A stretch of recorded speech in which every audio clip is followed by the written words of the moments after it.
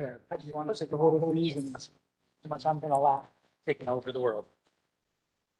All right, I'm going, did we put a pen up there? Well, did somebody take a pen already?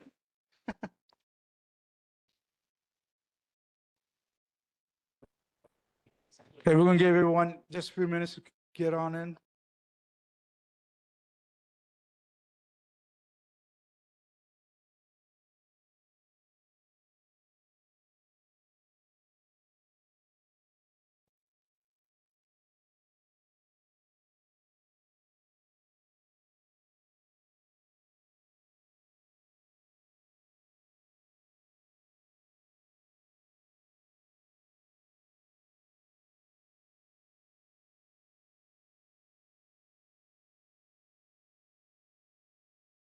I'm gonna give them a few seconds so everyone can come in.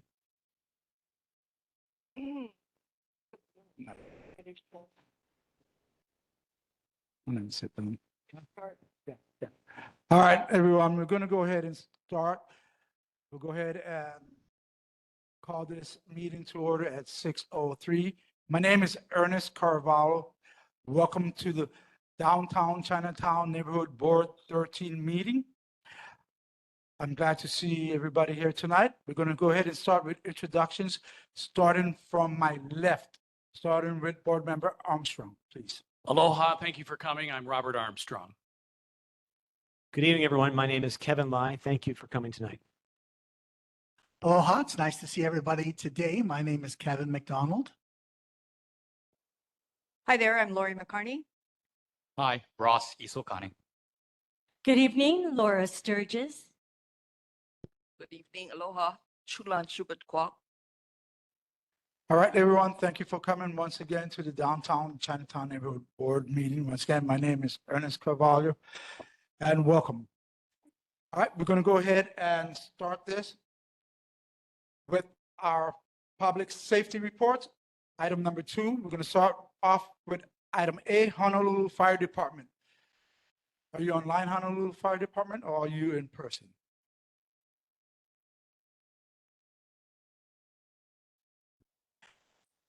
All right. Not hearing from Honolulu Fire Department. We're going to go ahead and move to our next, which is the Honolulu Police Department. Please come up. I also like to introduce Sean Fitzsimmons, who is our vice chair, who is online tonight. Hello.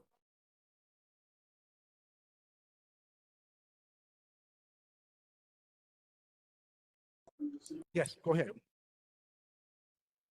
Good evening, board members, committee guests, and I'm Sergeant Hosaka, Would you please repeat representing. that?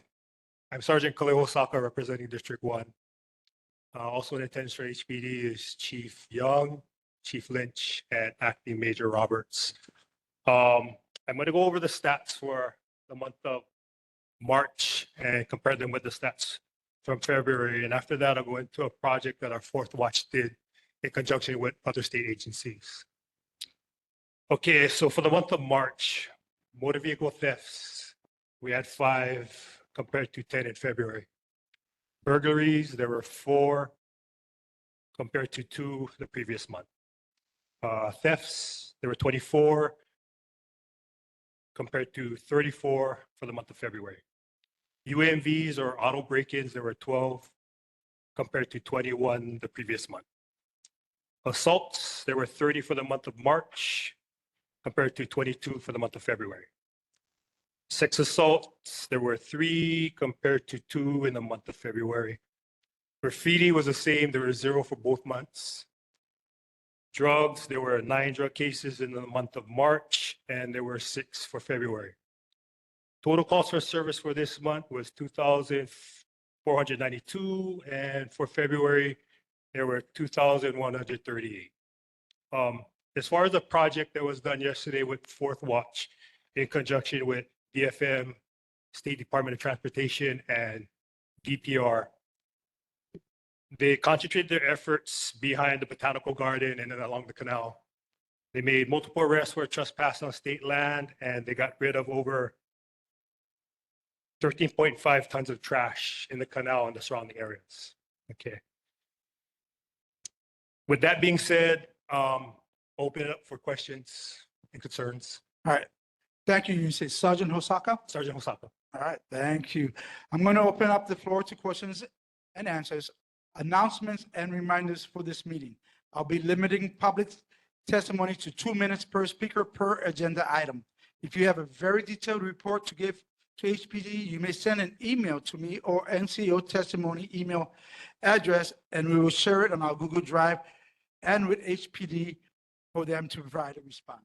Emphasis for all, please keep your questions and stories brief and no follow-ups unless you ask me as chair, and I will allow, depending on the situation.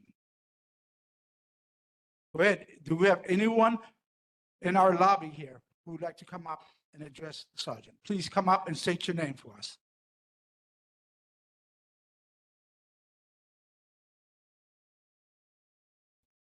Maybe. I am Doug Pyle. I'm a resident of Kukui Plaza across the street from here. And I've raised this question, a similar question in recent meetings regarding the safety of especially Kukui Street, because we have chronic vice, in particular, vice crime, drug exchange and use, and prostitution. And sometimes that can get to an extent that's dangerous, of course, to the students from this school who walk back and forth along the street, as well as the residents and those who go shopping at Long's and Safeway. And I had appreciated past work by police department but also there's a big gap in enforcement that I raised a question about, and I wondered if there's any new development. Also with our mayor as a special guest, I'd like you to hear this concern of our neighbors, and not just me in the building, that there's a gap in enforcement. Patrol officers cannot, I've heard, intervene if they don't see an exchange of money, for example, in a vice activity. Vice do a long-term investigation. So the gap is between the two. So there's obviously ongoing chronic dangerous activity, dangerous substances, the drugs, sometimes fentanyl, and the enforcers who make the prostitution activity on the street dangerous to the residents. And so is there any new developments that would fill that gap of enforcement so that when there's a 911 call, police can actually do something about it to make our community safe? I have suggested visible out of the car foot patrols or other kinds of presence for deterrence. It may not result in arrests, but it would make the area safer for the residents and the students. Any thoughts? All right, thank you. Go ahead. You can go ahead and answer. Yeah, as far as Kukui Street, I've asked the people that work under me to spend a little more time showing presence on Kukui Street, if not to stop the drug activity, at least to interfere with business. When it comes to drug cases, what patrol can handle is basically on view. We have to see the person either with the paraphernalia with the drug inside or actually actively using it. We can't go off pictures taken by the public, so that's where our hands are tied. I remember speaking to him at the last meeting, and basically I brought up central complaints. If they have issues with chronic drug use over there, maybe they might want to call narco-central complaints. Maybe they can set up a sting operation, as well as with the prostitution. Prostitution is a hard thing for patrol to control. That has to be done by a state.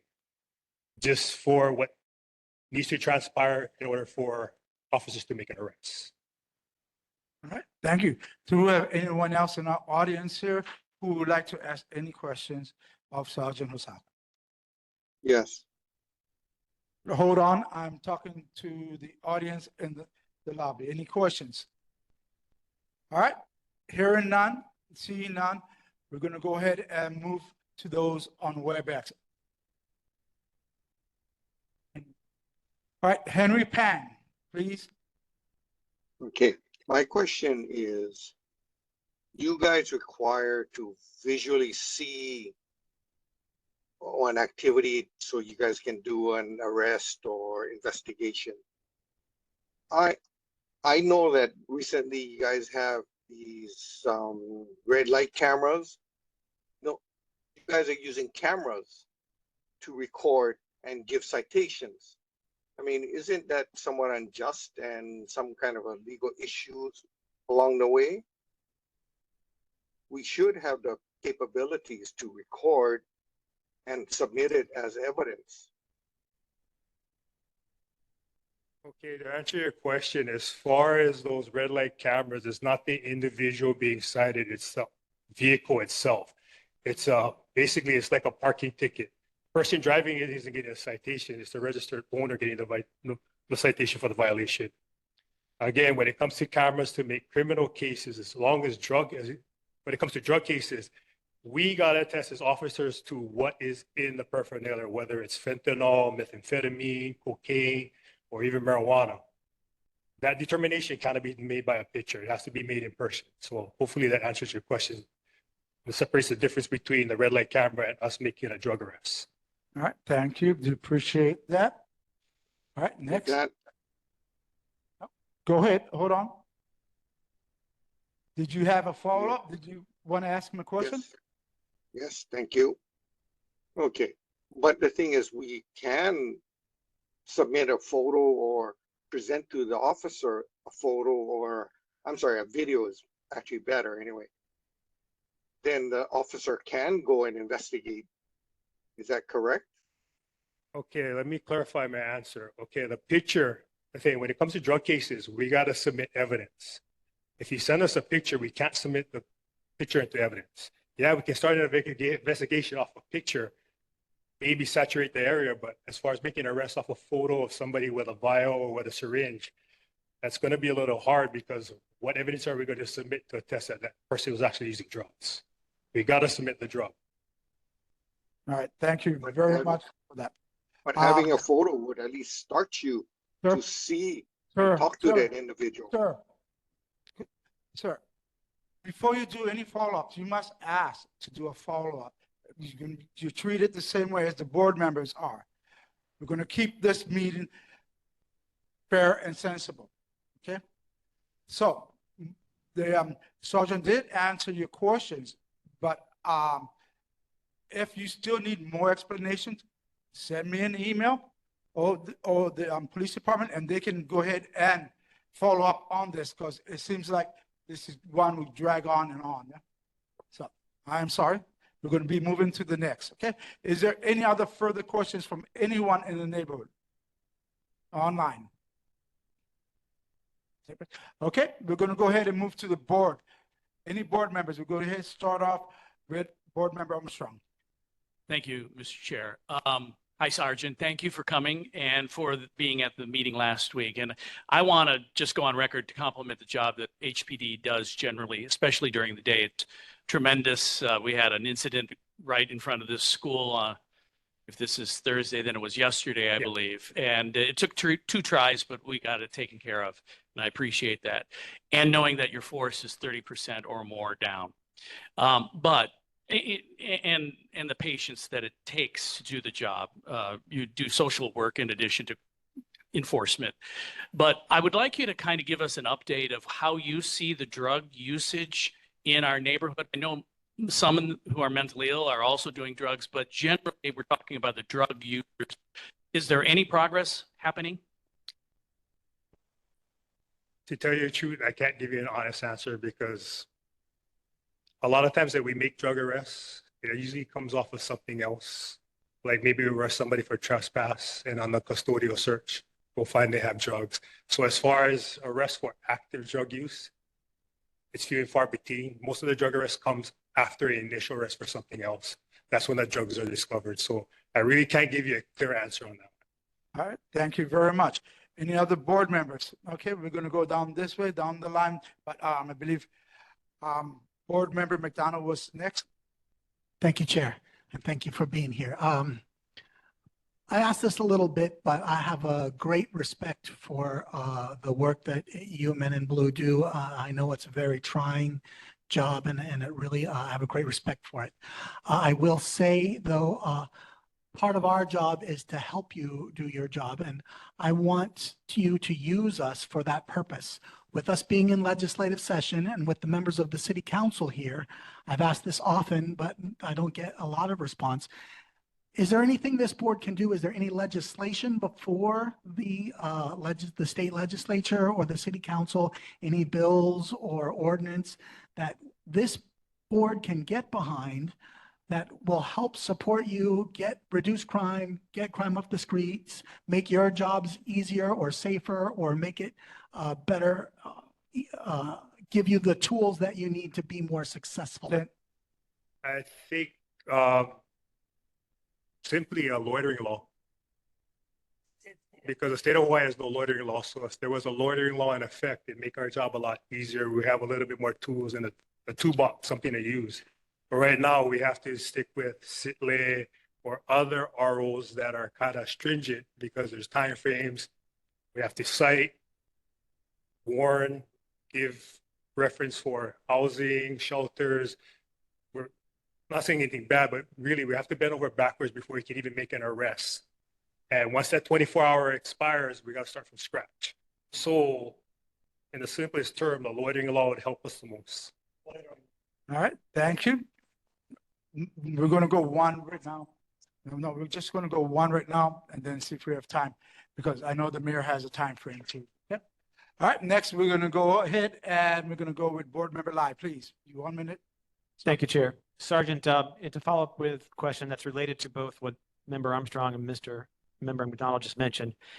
You may not be able to speak as a representative of HPD, but how do you feel personally, if you care, about Senate Bill 1433 crossover from the House, or to the House rather, which appears to want to permit the needle exchange van to transition from exchanging needles on a one-to-one basis to a one to however many you want basis, and to also give out drug paraphernalia such as drug cookers, cotton swabs, arm tourniquets, and things like that. I just wonder how you feel that might impact the burden of those particular interventions that you and your colleagues are facing on the streets today. I can see how it looks like it'll help these people, but in the end, it's going to basically make it easier for them to have access to drugs, access to paraphernalia.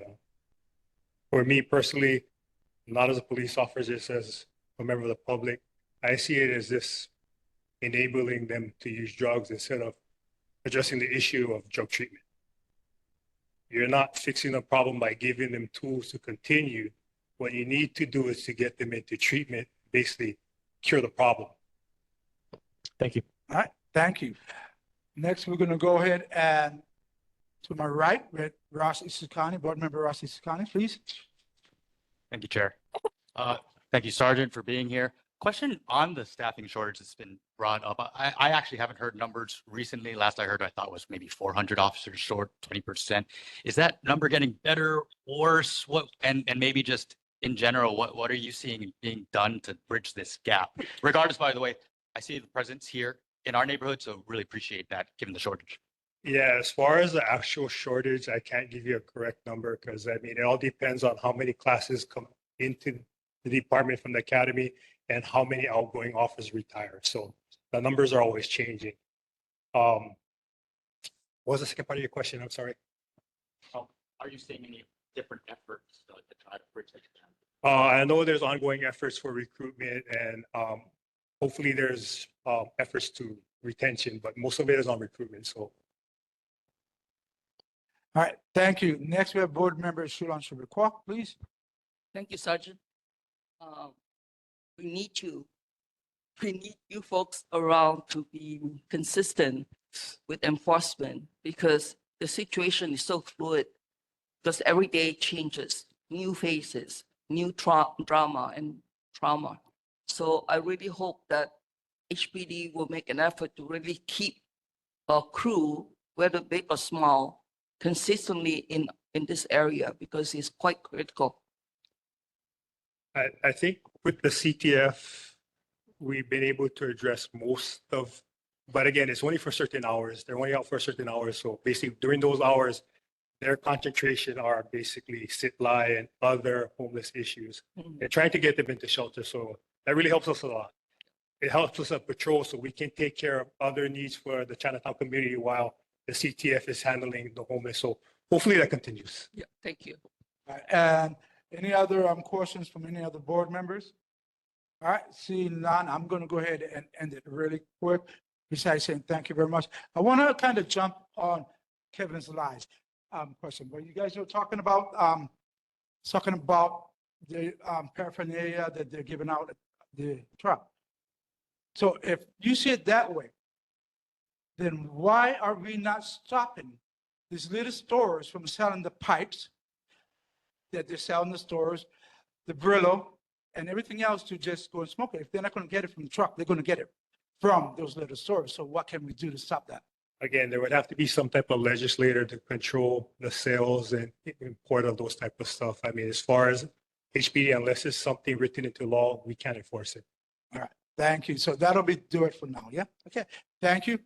And we're going to go ahead and move on. Thank you very much, Sergeant Osaka. Thank you, board. Thank you, committee members. All right, so just future reference, everyone in the audience, no, you can. When we call the lobby up, that's you guys, please come up. Once the board is finished, we're going to start moving on to the next one, okay? We're trying to keep a flow going, okay? If you have a question that you need to answer, I can always relay and get it back to you, okay? Thank you. Next, we're going to go ahead and Honolulu Fire Department is here, so we're going to let them come up because they're first responders. They need to be in and out. Thank you. Thank you, board members. My name is Kaleo Kia. I'm with Engine 1 at the Central Fire Station right here around the corner. Apologize for our lateness. We just returned from an alarm, so we got here as quick as we can. But thank you for your time. So this is our report for April 2025. We do have some questions that were asked the last time, so we're going to go ahead and address those first. The first question was, why does the yard area around the Fort Street side of the Central Fire Station look unmaintained?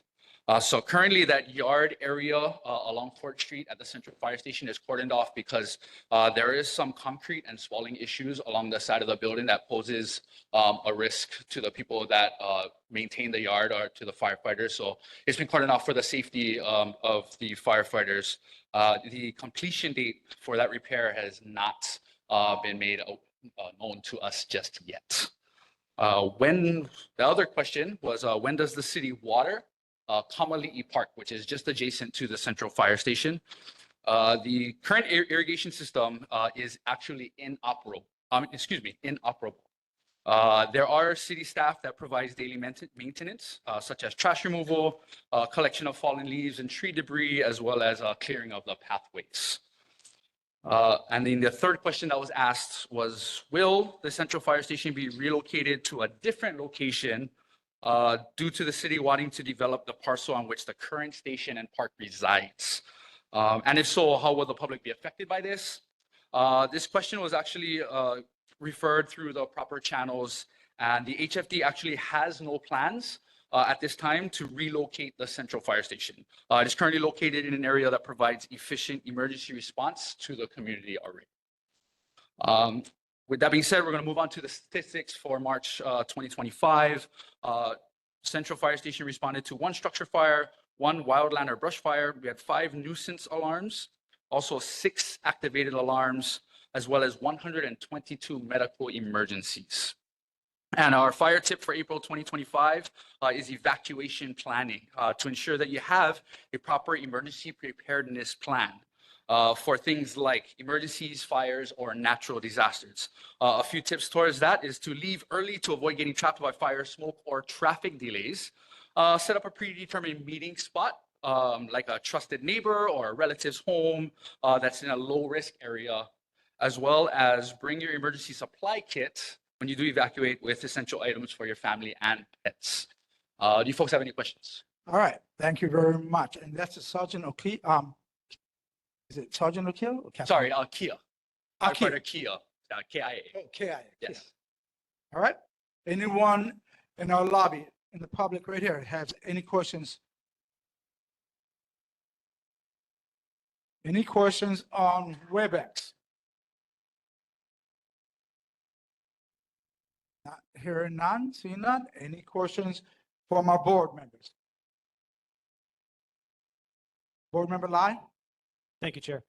Sir, if I understood correctly, the watering within Kamali'i Mini Park, there's a problem with the sprinkler system of some type? Yeah, as far as we were told, the irrigation system is currently inoperable for the park.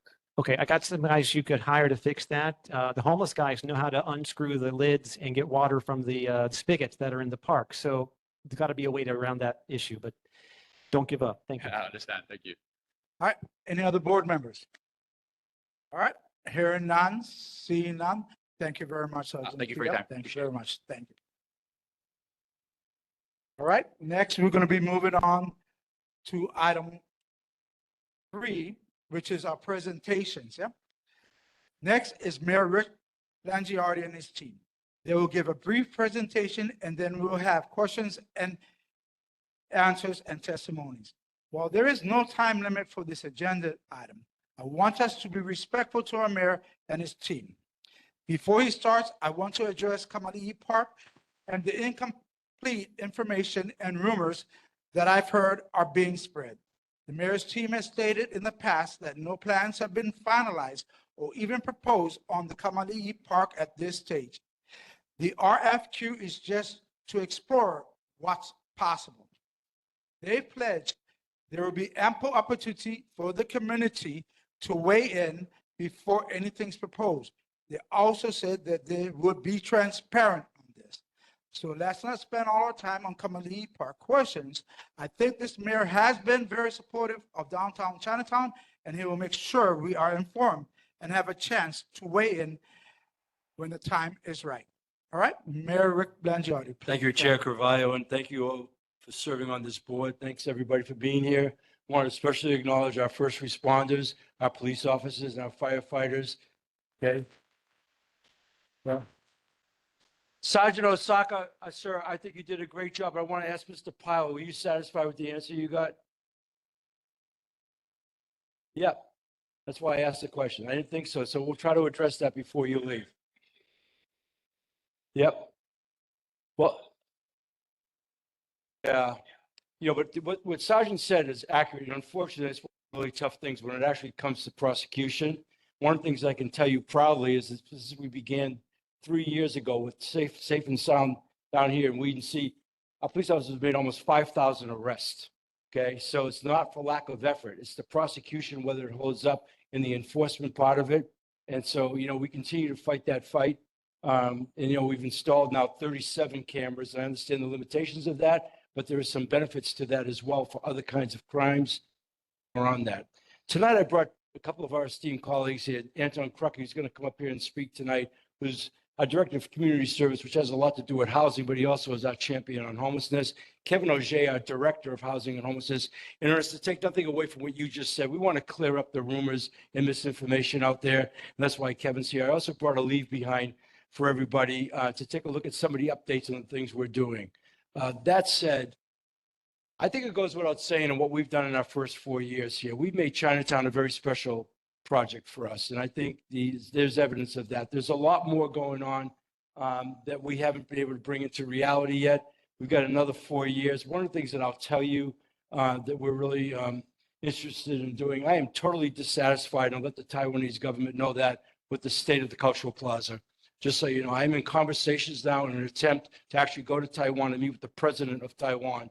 Because for me, I don't believe that if they're the owners of that property, given everything else we're trying to do in this urban core and for Chinatown, have a right to just sort of ignore the fact that that place is not only disrepair, but it's a real problem for us. And so we're going to take that on. That's unprecedented.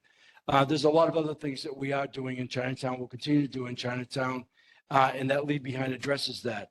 So I didn't come tonight to make a presentation or a speech. I'm really proud of the two men that are going to speak. Ian Santi's in the background too, from CORE, I believe, and Lloyd's here, as you all know, who runs our neighborhood board. So I stand by our efforts to date, but I would tell you we're nowhere near satisfied.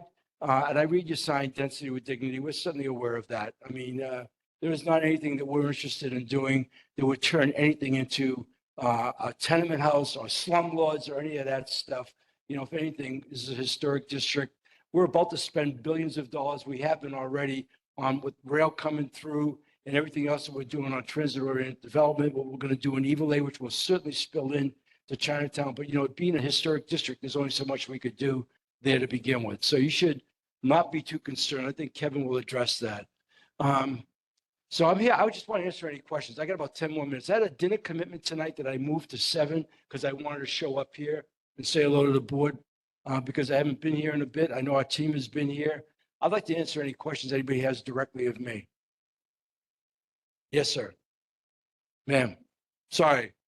I don't have my glasses on. That was the other thing. I forgot Yes. my glasses. So first of all, anyone that's going to come up must come up to the mic, yeah? So we can get the name.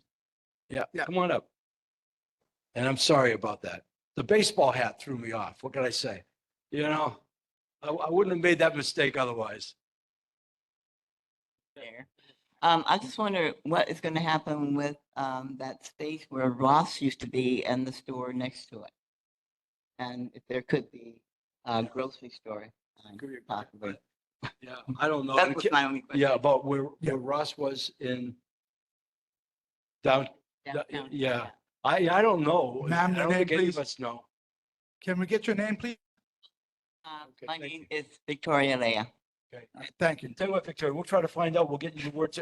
You know, I'm not even sure who the owner is or anything, but we'll try to find out for you. Okay, good. Okay? All right, You thank like you. a grocery store? Is that what you would like? All right. Okay. So if anybody who's going to ask the mayor any questions, please line up and make it brief. Please, go ahead. He invited you guys up. Yep. Ask me anything you want. You might not like the answer, but you can ask me anything you want. So please make it fine. And please make it brief. Go ahead.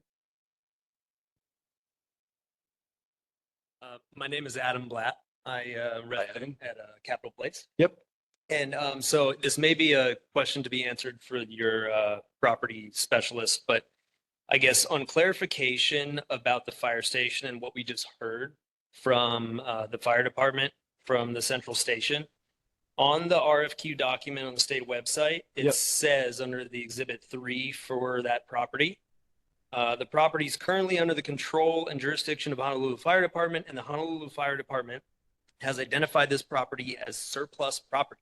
The city is now seeking to repurpose the property for affordable housing. Correct. And so We may not do that. We Okay. put an RFQ out there. That property was given to the, now Kevin knows the details of this, like 40 years ago, for 30 years, then it lapsed 10 years ago. And then we gave it to the city, and I wasn't in office, gave it to the fire department. They don't really quite know what to do with it. We put an RFQ because we have a bunch of different land parcels. I'll let Kevin address that, but that might not actually happen with that. And I think, and you can talk about that when Kevin comes up. That's what he's gonna address. I think last week, Dos Santos, who was at the meeting, Yep. he was like, let me reassure everyone, they're not touching the Right. fire station. Yeah, no, we're not touching the fire station. If anything, we probably need 1 or 2 more fire stations, given all the urban density, given what's going on in Kaka'ako. So no, we're not gonna take away a fire station. Don't worry about that. All right, thank you. Okay. Next, please come up and state your name for us, please. Was that okay, Kevin? No, okay. My boss when it comes to land and housing. Go ahead. So thank you again. This is Doug Pyle again, resident at Kukui Plaza. Thank you, Mayor, for you recognized the comment I made earlier, and I just wanted to convey, because we did have a community meeting at Kukui Plaza, well attended. Around 60 people came among our residents, and they all had a unanimous concern around the safety of enforcement, that gap I mentioned, enforcement. And so I just wanted to clarify, since you asked, when I was sitting there, the area that's very frustrating is the immediate need when you see, like even today, this afternoon, when the kids were getting off school, there was a very familiar pair of people who engage in what clearly is prostitution activity. As the kids are going by, they're not people who are brand new. They've been doing it for months and months and months. Okay. And they're sometimes aggressive. They've been aggressive. Well, we'll address it. And So we'll be what's the- aggressive. how do we get the I'm gap? probably more aggressive than our police officers because they're bound by rules. I'm telling you, I don't like that stuff, especially near a school. So I would direct them to be as aggressive as they could be under my authorization to the extent I can do it. Whether or not we can successfully prosecute them is another thing. But if we can get them the hell out of there, we'll do that. All right, so do we have, I mean, you guys know, I'll back, sir, I tell you, I back that every time. Fortunately, the recent Supreme Court rulings have allowed us to be much more aggressive. I know I heard sit and lie ban prep tonight, but we have a lot more latitude as a county now, city and county, on trespass, breaking the law, and other kinds of lewd behaviors, okay? And these guys know I've got zero tolerance, especially around the school about that. So we'll try to address that, which is why I went back to that, because we want people to feel safe, especially down here. And look, I tell you, we're very aware of the circumstances. All these men know. So I can promise you that. All right, anyone else in the audience that wants to ask the mayor their questions, ask them now before he gets ready to leave, okay? If you don't have a question, you can ask our guys a question, because I really have to leave, but I want to assure you, I'm so proud of our police department, the work that they're doing and their commitment to this. And I can promise you, public safety is our top priority. We all know that. And especially in the urban core, it gets a little bit tougher in some other parts of the island, but down here, we want to be able to control that stuff. And so I will tell you, we are committed to that. And look, nearly 5,000 arrests in 3 years is a lot of arrests. That's a lot of our police officers doing the right thing, okay? And we're working with the judiciary. There's a lot of things that we're anticipating there. We all have a very good relationship with our prosecutor's office. They're behind that. And so I just want to offer you that.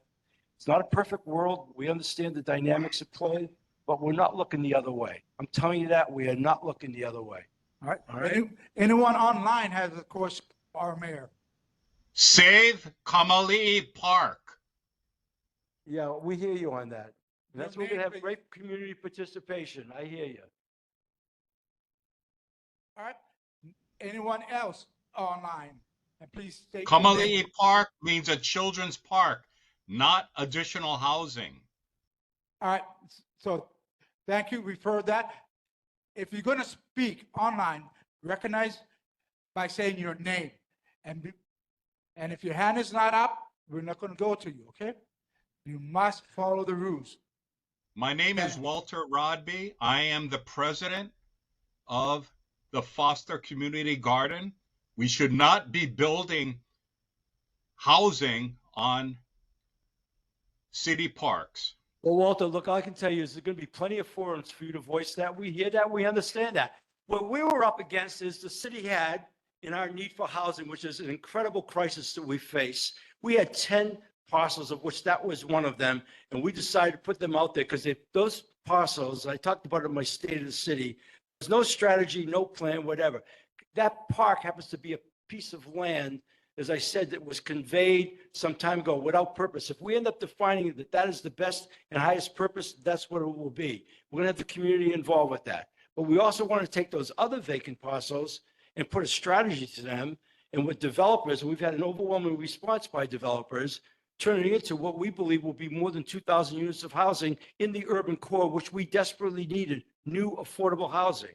If there's room in there out of those 10 for one of them to be a park, then we'll do that. We'll do the right thing by this community. I can promise you that. All right. Thank you. Okay? Developers should not be making money off of city. Hold on. Excuse me? What did you say? No. Developers should not be making money. You know, I would tell you this right now. That's such a misconception about developers making money when we have a housing crisis. I say it again. We had 10 remnant parcels, of which this was one of them, with no strategy, just occupying space that we need to do something about for the betterment of our people who live here. Okay? And so I hear you about a park, but don't start talking to me about developers making money because I know the margins on that. And I can promise you, even if we built there, that would be a very narrow margin. That's not anybody getting rich. We'd actually basically have to subsidize them to complete a project like that. So that's a misconception on your part. All right. Building there is. Hold on, sir. Moving forward, everyone. You're going to be respectful. You're not going to be yelling. And you hold on. And you're not going to speak out of turn. You have spoken. We're going to move on to the next person. You're at Foster Botanical Garden. You said you're the president. I will get a hold of you there, and I'll get a hold of your coordinators. But do not be disrespectful. You are being disrespectful. I will not take that from the board. I will not take that from anyone. I will follow sunshine law under this. Anyone that is disrespectful or does not toe the line can be removed from the meeting. That includes board members. That is the rules of the neighborhood plan and sunshine law. So we're going to go ahead and move forward. We got your name. We got your information. Next, please. Anyone else online? All right, not seeing any. Now we're going to go ahead and move to the board. We're going to start with Board Member Armstrong. Hi, Mr. Mayor. Thank Hello, you Bob. for coming again. You're welcome, sir. It's to be noted, for sure. I'm not going to get into Kamaili Park because Yeah. I'm sure the public will have enough to say about it. I think it was a real bad move. But let me ask you this just straight up. We haven't really done anything yet, Bob. I mean, so, But you know, it's causing a lot of heartburn that I understand, but that's you know what? Look at it from our end. We're trying to be proactive and get clarity and make decisions on stuff that's just been. And I've been so supportive of everything you've done. All right. And of the other housing opportunities in our neighborhood too. But here is my question to you. If for some reason down the road, immediately or long-term before the end of your term, if you should and the city decide to eliminate any parkland in our neighborhood, will you pledge to find another lot that will give us that same square footage back in a park? We know that the future is going to be about urban density, high density, right? I'm all for as many green spaces as we can possibly create. And I would tell you, it's really highly unlikely we're going to convert a park into a housing kind of a thing. Okay. So that's just the circumstances of how this came to be. But we'd have to really make a really strong case. We have so many other programs that we're working with in our Bill 7, Bill 1 for adaptive reuse and all kinds of other things. I find it really highly unlikely that we're going to remove a park. And if we were to do that, we would replace it because, look, the one thing that we know from all the town halls we do, and I talk about this a lot because we've now done 23 over the last 2 years. If there's a common denominator amongst the 9 districts, okay, it's where people play and places that they can go to enjoy life. And parks are number one. You know, we have within Department of Parks and Recreation, 404 parks. It's a lot for us to. It's a big scale, and they're very important to people. It's about quality of life. We don't want to do anything that's going to take away from quality of life. Okay. All right. Thank you very much. Next, we're going to move on to Board Member Lori McCartney. Okay. Hi, Mayor. Hi. Thank you. Good to see you, Lori. Good to see you too. So one of the things I was just thinking here is we have other space, like 4th Street Mall could become a greenway, which could provide trees and nice walking and stores and stuff like that, you know, that can't be developed into housing. We also have Hotel Street, which, you know, I think should be a pedestrian mall and could also serve as a greenway and park. So as we feel the need for housing, which we desperately need affordable housing for people. Maybe at the same time, the developers could look at other places where they could create good spaces for people to enjoy the outdoors and trees and what have you. Okay, points well taken. Thank you, Lori. The Hotel Street thing has been talked about for a long time. I actually am interested in doing that. I have a hard sell with Roger Morton, the Department of Transportation Services on that, from the standpoint of the buses that go down there and whatever, but I'm not against that idea. It's something we're exploring. But, you know, you give us some credit on what we've done with the bikes, the bike lanes and everything else, which speaks to what you're talking about too. Absolutely. Absolutely. Yes. Okay. All right. All right. So next, I'm going to go ahead and we're going to move to Board Member McDonald. He asked me on a one-on-one earlier. He timed his question. It's probably going to take about a minute and a half. So I said, okay. Go ahead. Thank you, Chair. Aloha, Mr. Mayor, and thank you very much for being here. We really appreciate it. Forgive me, I'm mostly a supporter, but I have 2 major concerns, and I only have about a minute to get them out. The first has to do with Bill 50, which you signed into law earlier today. Yep. I recently went out to celebrate St. Patrick's Day here in Chinatown, and I cannot begin to tell you about the overwhelming feeling of sadness I got when I went walking down New Walnut Street at about 8 p.m., and it was like a ghost town. St. Patrick's Day used to be one of the biggest celebrations of the year and brought huge revenues to our starving Chinatown businesses. When I asked the people who produced these festivals why they abandoned their plans this year, they explained that the city was being too difficult. So my first question is, with the signing of Bill 50 today, can we count on you to commit to bringing more of these displaced celebrations to our starving district? And what is your plan to do so? Okay. My Right. Let me stop. No, you got one at a time. Okay. My memory's not that good. I just have a minute. All right. No, that's okay. I'll come back to that. All right. First of all, when I signed Bill 50, it had to do with Waikiki. There used to be 18 events in Waikiki, all for profit, ridiculous events. It's now cut down to 6, 3 legacy events and 3 others. At the same time I signed Bill 50, I said, this opens up opportunities for Kaka'ako, Chinatown, wherever. I don't know what happened on St. Patrick's Day. I'm a kid who grew up in Boston, I'm not a kid anymore, who grew up in Boston when St. Patty's Day was a religious holiday, believe me. So, and I'm very aware of all the things that Don Murphy's done. I don't know what happened on that, but we just did the Italian Festa for the 3rd year in a row at Mother Waldron Park to a huge success, okay? I'm all for trying to do that. That's what we want to do. We're doing so much to try to activate our communities and have things like that happen on the right occasions, but I don't want to have drunken brawls either and other kinds of things. But I can tell you that we're very interested in having things happen elsewhere, okay? Go ahead, second question. Bill 50 did not stop the St. Patty's Day. No, I understand. I can promise you that. If I may, my question was, how are you going to take those displaced things and hopefully bring more of them to our starving community? Well, if they're worthwhile and they're of benefit to the community, we'll take a look strategically, like I just said. And certainly there's a lot of opportunity in Kaka'ako, down here in Chinatown. There's a lot of things we're negotiating with that we want to do. In fact, Lori, we're interested in taking 4th Street Mall out of parks and putting it into DTS. So that will give us more latitude on the functions we could do down there. So yeah, look, we're trying to add things to the quality of life, not take away, okay? Believe me. And if there's anything that we do, and I'll just end with this, and these are hard, there's no book on this. One of the challenges for our team is to regain trust in our community. We knew what we walked into. So how do you do that through action and deed? The other thing is trying to build hope in the lives of people here. And, and so things like that, we know add to both of those. So we're not looking to take away, we're looking to add. All right. All right. Thank you. Next, we have I have to go. Is there not one more? I'll answer one more. Chair, no. Because I brought some people with me. You can answer all the questions. He has to go, he said. No. Go ahead, and we'll end up with Shulan Shibukwa. Go ahead, Chulan. Thank you, Mayor. Thank you for my leg. So much for your work and your team in Chinatown. Thank you. But I do have thoughts on Hotel Street that we can discuss. Sure. And also the Chinatown festivals, and proper management, proper accountability is good.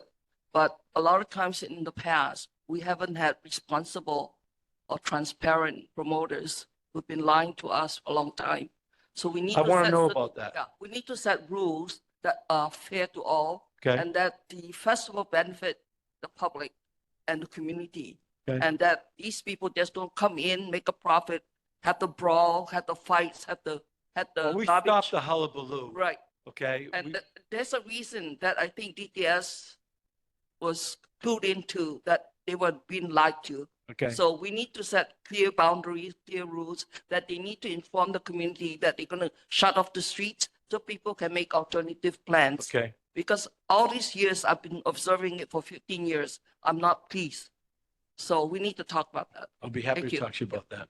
Thank you. Ernest, thank you. Can I go? Do you have time for one more? Okay, go ahead. One more. Okay, we're going to give that to Ross Issacar here. Go ahead, Ross. Oh, thank you, Chair. Mayor, just want to say, great job on the state of the city recently. I Thank think you, Rob. Really, really strong speech. Thank you. You've been a champion for housing, so we really appreciate that, especially on the supply side. But I wanted to ask about the demand side, the speculative outside investors. As you know, Bill 46, the empty homes tax, I like to think of it as the anti-speculative investment tax. It says standstill right now. I don't know if it's going to go anywhere. Yeah. So I don't. mean, do I've you seen the support it? numbers I guess on would be it. the question. I don't know if the numbers really work because quite honestly, there are a bunch of vacant homes. There are so many with so many exemptions on them. I don't know, but Chair Waters is trying to get that through. I don't want to speak for council. We'll see. I'm not so certain about that. Okay. All right, I want to thank you very, very much for your time. So thank you. Look, and I'm sorry that I'm running, but I would tell you, I want to say it again, and I really want you guys to hear from Anton and Kevin. We're so committed to this part of the city. It's probably unfair how much we're committed to this part of the city. I just want to assure you of that, okay? No. I mean, because it's a big island with a lot of needs. But this is, by the time we're done in 4 years from now, and I heard you, Trulin, about that, we're going to get this as, we've already come a long way in 4 years, but our intentions here, by the time we're done, change the trajectory of everything and where everything was headed. I appreciate everything you Okay. folks have done and as an activist on the ground. I see that. So Okay. Thank you very much. thank you. You guys, thank you, Mayor. In the meantime, Anton,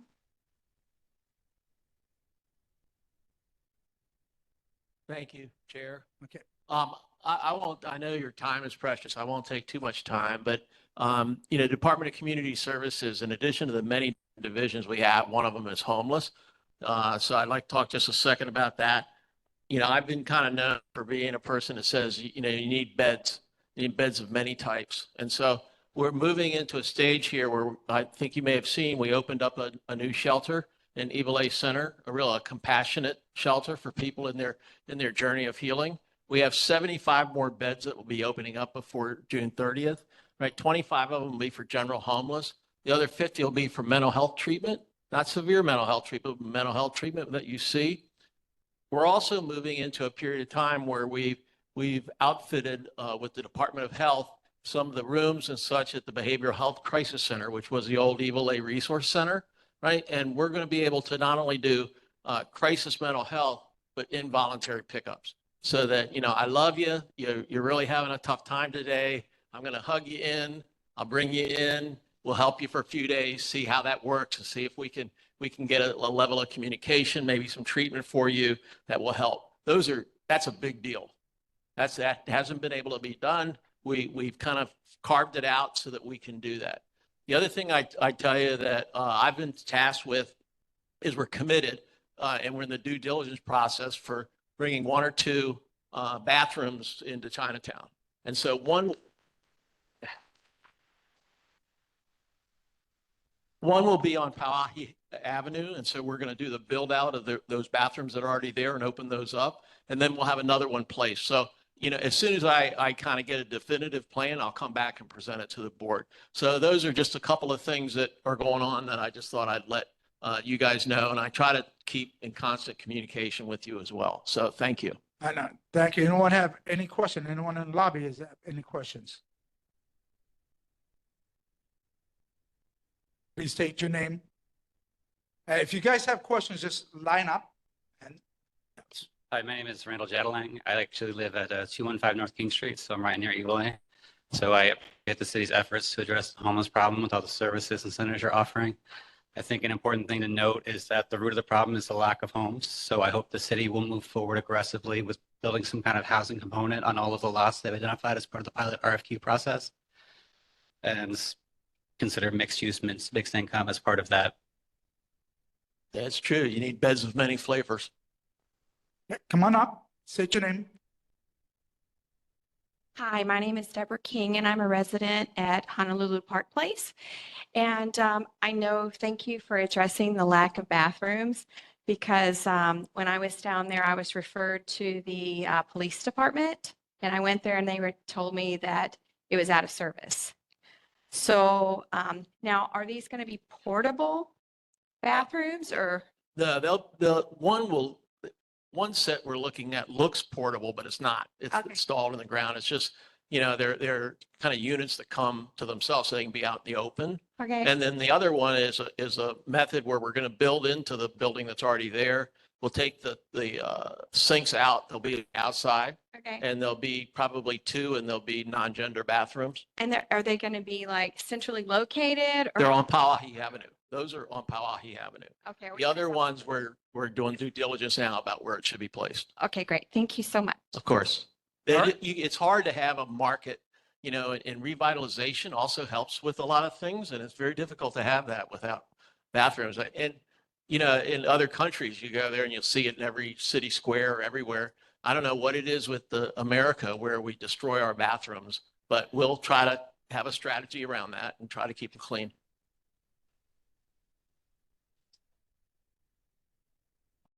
Hello, my name is Robert, and I live over at Kukui Plaza.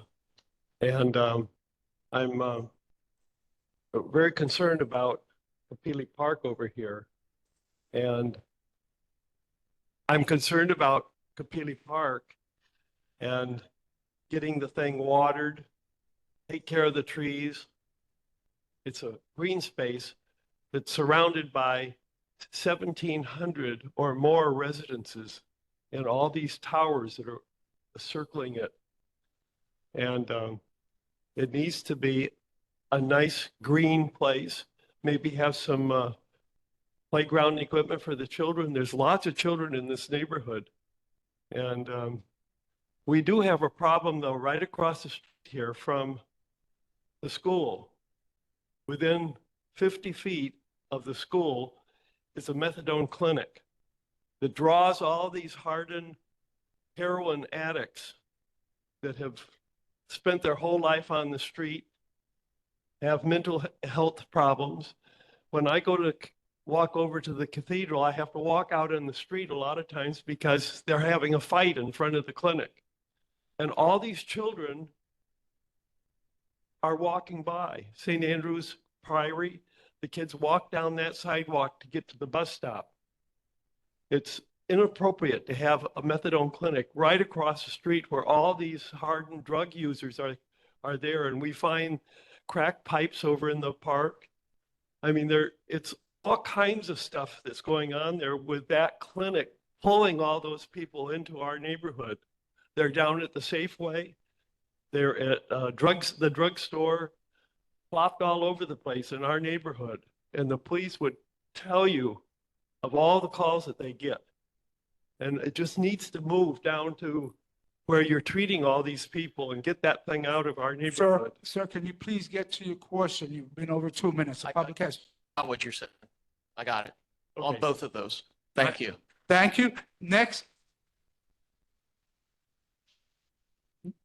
Next, Doug, are you coming up? Go ahead. Sorry to be speaking so often, but I just wanted to share, I'm Doug Pyle, again, from Kukui Plaza. And I did help moderate a discussion in our building. So the other issue that was unanimous, I'll just mention it real briefly, and that is the 900 plus residents residential unit as represented in our meeting of 60 folks who showed up, unanimously thought that the wrong place for housing was Kamali'i Park because you would lose the trees, increase traffic, and it'd be energy inefficient and so on. And there's many, many reasons. But not one person said they were against housing for the need that does exist. And I wanted to emphasize that point that I certainly am supportive of more housing. So that's not the concern about Kamali'i Park. And in fact, Kamali'i Park itself has been greatly improved, so that's now much more usable and safe to pass through and to be part of our community. So we're proud of that the city was able to do that. One thought that was shared by several, and I have an interesting photo that sort of dramatizes one possibility, is all of the empty buildings, especially with HPU having moved out and other areas where there's the chair, Ernest, showed me one corner of Bethel and King where there's 3 empty buildings. And, it would be much wiser, it seems to me, if one could approach those property owners and find a way to make housing. There's a picture here I took, which I'll leave with you if you like, which is directly across the street from the park. It's a reflection of the park. So you see the trees in the window reflected, and where the sign says space available.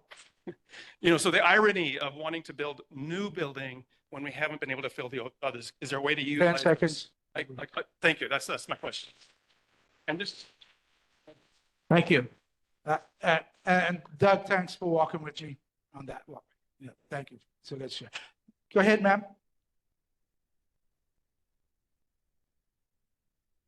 I'm Lynn Pyle, and I live at Kukui Plaza across the street. I just want to thank whoever made this very lovely brochure, which shows, Kevin thanks for Archer. making that, because it really shows how beautiful downtown Honolulu is, and it shows how important Kamali'i Park is as the entryway to our seat of our government, our financial district, and hopefully, a cultural, place. If the city decides to build, on that space, then what you're doing is putting up a nice big condo and taking away the entryway. And so Kamali'i Park has never been a park where you can go to read a book or play, on a playground. It's a lovely green space that you walk through on your way down to your job, to the bus. It is, a traffic island, which can be used to, advertise our city. So I hope the city will consider that in planning, for what goes there. I'm not against affordable workforce housing. I'm not against density. I think there's lots of dead space in Honolulu. I see it every day walking down 4th Street Mall, Beretania King Street, that can be developed into housing. And I'm in favor of density. I'm in favor of density. We should build, and we should just build responsibly, with space between buildings. So that, if you put it on Kukui Street, like that little triangle demonstrates, it's going to be right in our face in the Diamond Head Tower. It's 1-lane road with space for cars to park. It's not enough space for people to live. And that's what we're doing here. That's why we're asking the city not to consider Kamali'i Park as a place to build affordable housing. Thank you. All right. Okay, so before I take anyone else, Kevin, can you please come up? Because a lot of these questions are directed towards you. As Kevin Argier, who's heading housing and the Department of Land Management, comes up and he works on all these areas. He brought the brochure out. The last thing I'd say before I step down is on some of these subjects, stay current with us. I mean, there are a lot of areas in Chinatown that don't have homeless anymore, that did. We still have areas and pockets like were described that we'll continue to work on. We're going to build more beds. We're going to do all we can to continue to open up these spaces. We've come a long way, but we still got almost 4 years to even come further. So I'll turn it over to Kevin. I really appreciate everyone's time and all the work, and we'll continue to communicate with you. All right, thank you. Go ahead and ask your question. Do you see these ask questions? Thank you. Housing, I want to get away from housing. Recovery of substance abuse and homelessness. California has one of the best homeless recovery process, more than any state in the union. However, from Oakland, California, it only costs $100 to come to Honolulu. You're taking the overflow. What I wanted to ask him is, do you have something in process to send them back? Because you cannot afford to take care of your own who are in a homeless situation, to take an overflow from California, when California has one of the best to handle substance abuse homelessness. Okay. You understand what I'm saying? Yeah, I understand exactly what you said. And I want to speak on that real quick. So there is a program to send those that are coming back from the mainland back. Okay. So there is a program. That's what I wanted to know. All right. Okay. That way. All right. Okay. Thank you. You go ahead and speak. Hello, our neighborhood board members, community members, first responders, and I think I saw Council Member and Budget Chair Dos Santos Tam in the audience. Oh, there he is. Thanks for having us. I get the fun job. Mayor gets to leave. Anton gets to sit down. So real quick, maybe we'll do a couple of things. I'd love to frame for you our thinking around Kamali'i Minute Park. I'd love to explain to you where we are in the process so that you can understand that. I'd love to dispel any rumors that might be out there that are, from my perspective, unfounded. And maybe we'll talk even a little bit about some financing, because I heard a question on the call. So 130 Paratanias, Kamali'i Mini Park. That property was sort of bequeathed or dedicated to the city around 1970. It had a requirement to remain as an open space for 35 years. That requirement lapsed around 2005. And so for the last 20 years or so, we've been trying to figure out what to do with the park. In fact, in 2019, there was a resolution 19-250 that basically looked at that area and explained how the city had gone through a process of trying to come up with alternative uses for that space, which included a dog park, a food forest, whatever that is, potential bicycle and moped parking for HPU students. The Honolulu Fire Department doesn't need the space. They have no desire to expand in that area. And so over the last 20 years, all that it's really become is a magnet for homelessness and crime. And the only thing that's really changed since 2019 is that the costs to police it and maintain it have gone up. And so has our housing crisis has gone up. The difference between, and I walk through China, I'm the housing guy. It's my job to try to find and promote and facilitate. I apologize, we've got a head cold, but facilitate and preserve housing in the city. That's my job. I look at my job through that lens. So when I'm looking at a place like Kamali'i Mini Park, I'm looking through it at that lens. You may not agree with that. That's fine. That's just my job. So when we looked at Kamali'i Mini Park, it was part of a broader process in the city to understand where we had potential property that could be redeveloped as, vacant or dormant or underutilized property that we could redevelop into housing. And Kamali'i Mini Park was one of the properties among about a dozen that we identified as being able to support housing. When we did quick back of the napkin numbers to understand how many potential housing units these properties could support, as the mayor said, we were overwhelmed when we learned that it was approximately 2,000 units. And so we worked with the governor's office in November to allow the city to issue RFQs, or request for qualifications, so that we could get the properties out into the development community, so we could have developers take a look at it and tell us what they thought. When we issued the first RFQ, it included 4 properties. It included 3 properties in Waikiki and the Kamali'i Mini Park. And at the time when we issued, we didn't know what we would get, if anything. We didn't know if anybody would be interested at all. And if they weren't, if there was no interest from the development community in developing the property for housing, well, we would move on to the next thing. That was basically the view. We did get an overwhelming response to the 4 properties that we put out. In fact, we got 20 different proposals. I can share that with you. I can't get into the actual and nuts and bolts of each proposal because it's still a live procurement process for the most part. So that was good news. That's where we are. So there's no plan. We're not trying to, bamboozle the neighborhood. We're not trying to do something that's sneaky. We haven't signed any agreements with anybody. We just wanted to get an understanding of, we're trying to get an understanding of what was possible on the site.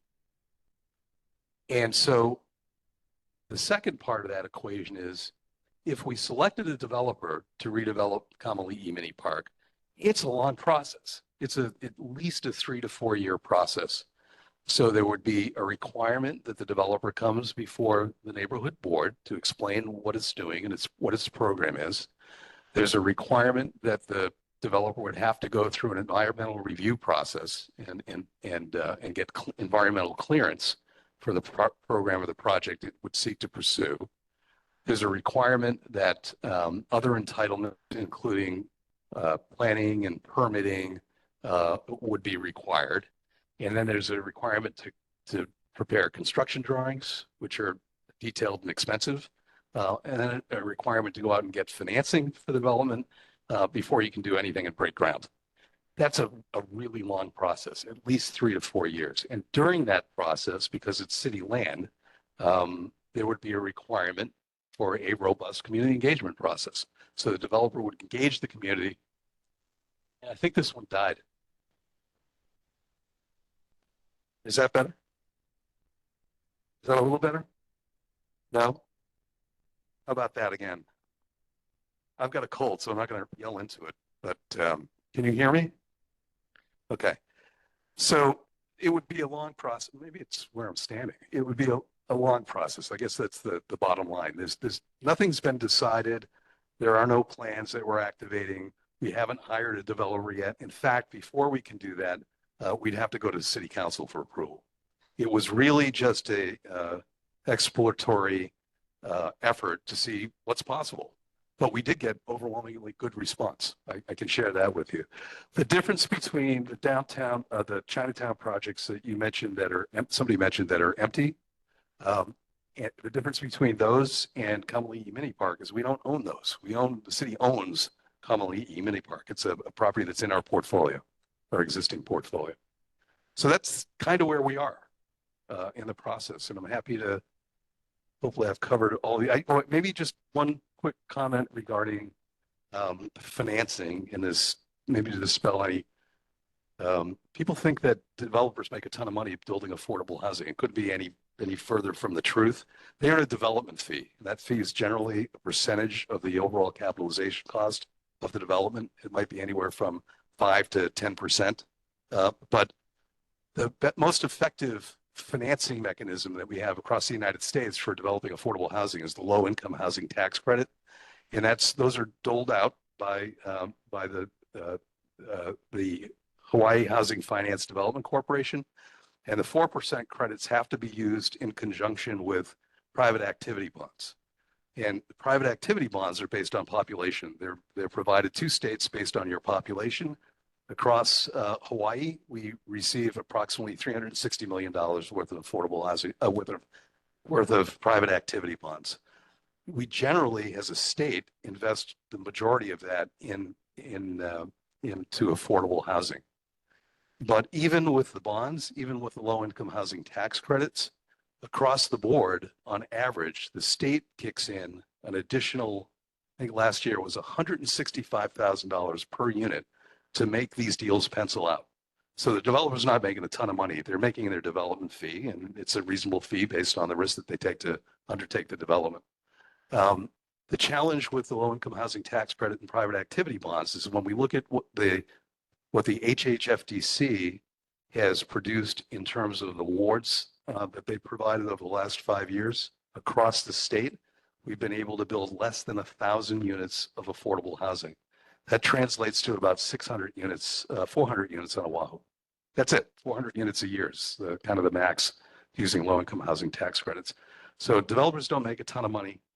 Maybe luxury developers do, but certainly not in the affordable housing space. I know this because I've been doing it forever. In fact, the city is trying to develop additional ways to provide financing to developers to develop affordable housing because it's such a minute and finite amount of resource for the most part on the financing side. Any questions? Happy to take all your questions. I will open up the floor. Before anyone comes up, you will also line up here if you have questions. The time is 2 minutes. If you tell a story and you go over 2 minutes, I'm going to cut it off and we're going to move on to the next speaker. Keep your questions direct and brief so we can get this moving in a good way and a positive way. And please, whatever you do not yell, do not scream or explode like that person on the video did. All right? Go ahead, sir. And state your name, please. Good evening. My name is Eric Abe. I'm a resident of Kukui Plaza. This is my first time coming to this particular. I was asked because of all of the concerns raised about the park. Just some observations. I'm not too concerned, because primarily I've worked in government for nearly 40 years, and it's always easier, much, much easier to kill a project than it is to actually get something passed. And there will be many opportunities to kill this project. Be that as it may, what being asked to come here made clear to me was that there is a need for the residents of this neighborhood to actually take ownership of this community. And I've had this discussion with some of my neighbors, and that ultimately we all need to take ownership. And so one of the things that I noticed about that park is that I've had to walk through that park every day to and from work. And I noticed that the amount of homelessness in that park had seriously decreased, and the amount of crime right in that area and the drug use had seriously decreased. So what I did was I asked around. What I found out was the custodians of that park, they were coming in at 3 a.m. and basically to clean up that park and to basically get the homeless out of there. And it made a significant difference. That is a situation where city employees, they took ownership of the areas that they were responsible for. And to me, that is a huge lesson that all of us as residents in this area, we all need to take ownership. And so for that, I apologize. This is my first time coming to this, but I will come back. And so that's all I wanted to say. Thank you very much. Appreciate that. Yeah. And the city should go buy all those guys a case of beer or something. I'll put that one on my tab. Thanks for those comments. You just made a really, really good point. When we look at if you put yourself in our position and we look at, Kamali Mini Park through the lens of what's happened, before the current administration, the resolution 19250 that was passed in 2019 said this. It said that the residents of nearby buildings, including Kukui Plaza and Capitol Place, and others who live and work downtown, have complained of illegal activity in Kamali Mini Park, such as the sale of and use of illegal drugs, unpermitted camping, public urination and defecation, et cetera, so on and so on. And this has been going on since 2019. So the last part of the resolution said, whereas the city council finds that the current status of Kamali Mini Park is unacceptable, and that options for alternative uses of the park space must be adopted now. That was 6 years ago. And so the Blangiardi administration basically said, well, we're not going to kick the can down the road. What can we do with that site? Well, we can't do a dog park. We can't do a food forest. We can't do a bicycle park. Could it be used for affordable housing? And that's what we did. We issued an RFQ to see what kind of response we'd get. There is no project. All we did was put a request for qualifications out there so that we could see what was possible. All right, thank you. Go ahead, sir. And state your name, 2 minutes. I'm Robert, and I live over at Kukui Plaza. And you say this is going to take at least 4 years. Why can't the city, with all the taxes from the 1,700 residences that surround that park, hire somebody to come over and turn the irrigation on? Why is it all dead? There used to be 30 spider lily plants at the corner toward Long's drugstore. Now there's 3. Yeah, They've all died. It used to be beautiful. When there's bougainvillea along the side on the Pali Highway, that used to be just covered with color. Now they come by with a weed whacker and cut off all the flowers with a weed whacker. I personally have had 8 trees cut down that dried up. Trees that are this big around. They've been there since 1962. There's a plate there that it was designed by an architect during Mayor Blaisdell's administration. But it needs to be watered. And then if this is going on for at least 4 years, why not get somebody over there tomorrow and get the irrigation working? And as far as the housing is concerned, the city is never going to build enough houses for the people. It's individual investors that do it. And the way to bring down rents for 10 seconds. Rents for people is that they get we're all residents here, not just the millionaires that have the houses. The renters also are residents. And the city clerk knows who the residents are through the voting registration. They Robert, could get that. wrap it up, please.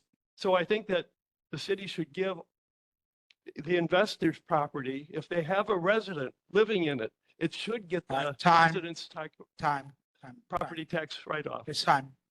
Thank you, Robert. Maybe just a quick response. I mean, maybe it's a reflection of society, but as we heard earlier, we turn the water on, and homeless or other elements come in and destroy the irrigation lines, and it's a shame. And it's enormously expensive to continue to maintain and police. And so one of the, if you look at an example like what we don't want downtown to become is like San Francisco, right? Where now it's a ghost town. Even now we have challenges downtown because at night there's nobody there. All the shops close up. And the only way to really activate, because I'm originally from New York City, the only way to activate that is to have housing. So you can create a 24/7 environment. And that's just the challenge that we have in urban downtown locations like that. All right. Thank you, sir. Please state your name. Hi, Adam Blatt from Capitol Place again. I'm gonna time myself because Ernest kind of scares me. I moved here. I'm not from Hawaii. I moved here in 2009. I rented in Kukui Plaza when I was 24, and I bought in Capitol Place as many millennials, with assistance for that down payment. I've ironically been in the financial planning industry for this whole time. And what I find is that when I ask somebody what their goals are, it's number one, I want to buy a place. Anybody from 25 to 40, right? So has there ever been anything to allow for maybe tax breaks for landlords who will offer a rent to own situation with a tenant? Because the other thing is that you've got properties that someone bought for 80 grand and now it's worth 800,000. And the only way around that capital gain tax is through a step up in estate planning. I don't need to nerd out on that, but that's an idea that I think if there were tax incentives for a landlord that really they're not selling it because they don't want to pay the capital gains tax. And they kind of use it, yes, it's a supplemental income, but if they didn't have to pay that capital gains tax, they may have more incentive to create rent to own relationships with their tenants. Because I met with a client just the other day that said, I'd love to buy this place that I'm renting, but we can't. So I got to move to Salt Lake and buy that. Okay. Yep. Yeah, real quick. So I've not seen that in the private investor community side because the private investors are in for appreciation, right? That's what they're going to do. We've seen state sponsored, and in fact, I think there were a couple of bills before the ledge this year that proposed similar types of programs, but they're typically government sponsored for the most part. Private investors might leverage a Section 8 voucher, for instance, so they can get a market rent based on HUD-determined rents, and which cost the holder of that voucher only pays 30% of their income, but the landlord gets the benefit of a market rent. But I've not seen a private program like that, and I'd love to talk to you more about it. Yeah, no, it's interesting. Yeah. All right. Pleasure. Thank you, sir. Appreciate that. Next, state your name, please. Hello, Randy Jadling again. I live at 215 North King Street. So I think a lot of people may not realize that people generally don't like new things being built near them. I know my building was protested. People were opposed to the construction there. They said it was too tall. They said it was too big. Chinatown Gateway Plaza, you can pull up the EIS statements. People didn't want that to get built because they said it would cause traffic problems, which I think is ironic because its location in downtown. A lot of people that live there don't need to have a car at all. I think the same thing applies to Kamali'i Park. If there was a building there, people would probably be able to walk to work. There would probably be less of an impact on traffic. It'd be good for the environment. And it would help to increase the overall supply of housing. I mean, we talked earlier, he said there might be a 3 to 5 year timeline to even build anything. Somebody at the beginning of this mentioned that there's a lot of veto points in any construction. So if the city moved forward aggressively to try and do something on all 4 of these plots, they may get none of them actually built and we'd have no more housing built. So I think it's up to all of us to take some accountability and responsibility for changes that need to happen to actually change the homeless crisis in our city. So over on Iwalei, there is a lot of homeless services. There's a kauhala that is put in. They talked about the new center focused specifically on the mentally ill homeless. And we accept that over there because it has to be somewhere. And so this housing has to be somewhere. So you could say, I don't like, I'm in favor of housing, but not this housing. But that turns into no housing anywhere over time when everybody objects to something being built near them. And then the identification of other plots it's hypothetical. It'll take years to even move forward to see if that's viable. So meanwhile, we haven't built any housing. So that's why I feel so compelled to come here tonight and speak out strongly in favor of building housing. And thank you so much for your work. I think it's extremely important. All right. Thank you. May I respond to that real quick? Just a couple of quick comments. First of all, I see your sign. I've seen it all night. You don't have to hold it up for me. The second thing is, this is a conversation and there's a ton of empty seats up front so that we don't have to yell, come on up. I mean, if you've got comments, if you've got questions, you don't need to be all the way in the back. We'd love to have you up front, but thank you very much for those comments. if there's 30 of you here that oppose housing in your area, my job is to build housing for all of the residents of Oahu. And for the 30 of you that are here, there are 3,000 that are calling us every single day asking us to do more. What haven't you done? And all we're doing is looking at options. We want to look at every single option that we can. And I just want to make that clear. We're not trying to bamboozle anybody. We're just trying to build housing. Nope. Let me say this. No, we have about 1,000 people leaving our island every month because they can't find affordable place to live. 1,000 people a month. That's insane to me. This is, my son is 22. He's going to graduate from UH. He can't afford a rent. There's just no way. If he had to go out and rent a studio or not even a one bedroom, and he couldn't afford to pay rent and then also save for his own home, that scares the hell out of me. All right. We're going to have, go ahead. One more question from this young lady, and then. Actually, it's a thank you and a request on all future brochures. Please put the date. It's a great brochure, but as a person who's looking at it for the first time, it doesn't give me any information as to when it was released. Thank you all. Thank you very much for that comment. Yeah. Can I just respond real quick? Okay. Yeah, just so one comment to that. One of the things, our takeaways from, we issued a request for qualifications that had 4 properties. We didn't get any negative response to the other 3, but we did for Kamali'i Mini Park. And so the takeaway that we learned was A, get in front of the message, put the brochure together, provide the information, let the community understand. And our staff has put together the schedule of all the neighborhood boards for the other 6 properties that we intend to issue RFQs for, so that I can go to the neighborhood board before we issue the RFQ. So thank you for your comments. All right, thank you. Hold on, people. So we're going to put this part to close. I'll let Doug Powell say one quick thing, but after that, we're going to put this part to a close. I appreciate that. I can, except for the board members, because the board members have to ask their questions before we have to move on, or we'll never finish this meeting tonight. Yeah. So go ahead, Doug. Doug Pyle, Kukui Plaza resident. I guess you could say I hosted that conversation with Councilmember Tyler Dos Santos Town and our community. I want to, based on what you just said, I don't know if I was not clear or you misheard, but nobody in our building expressed that we were opposed to housing in our area. Not at all. That's not the point.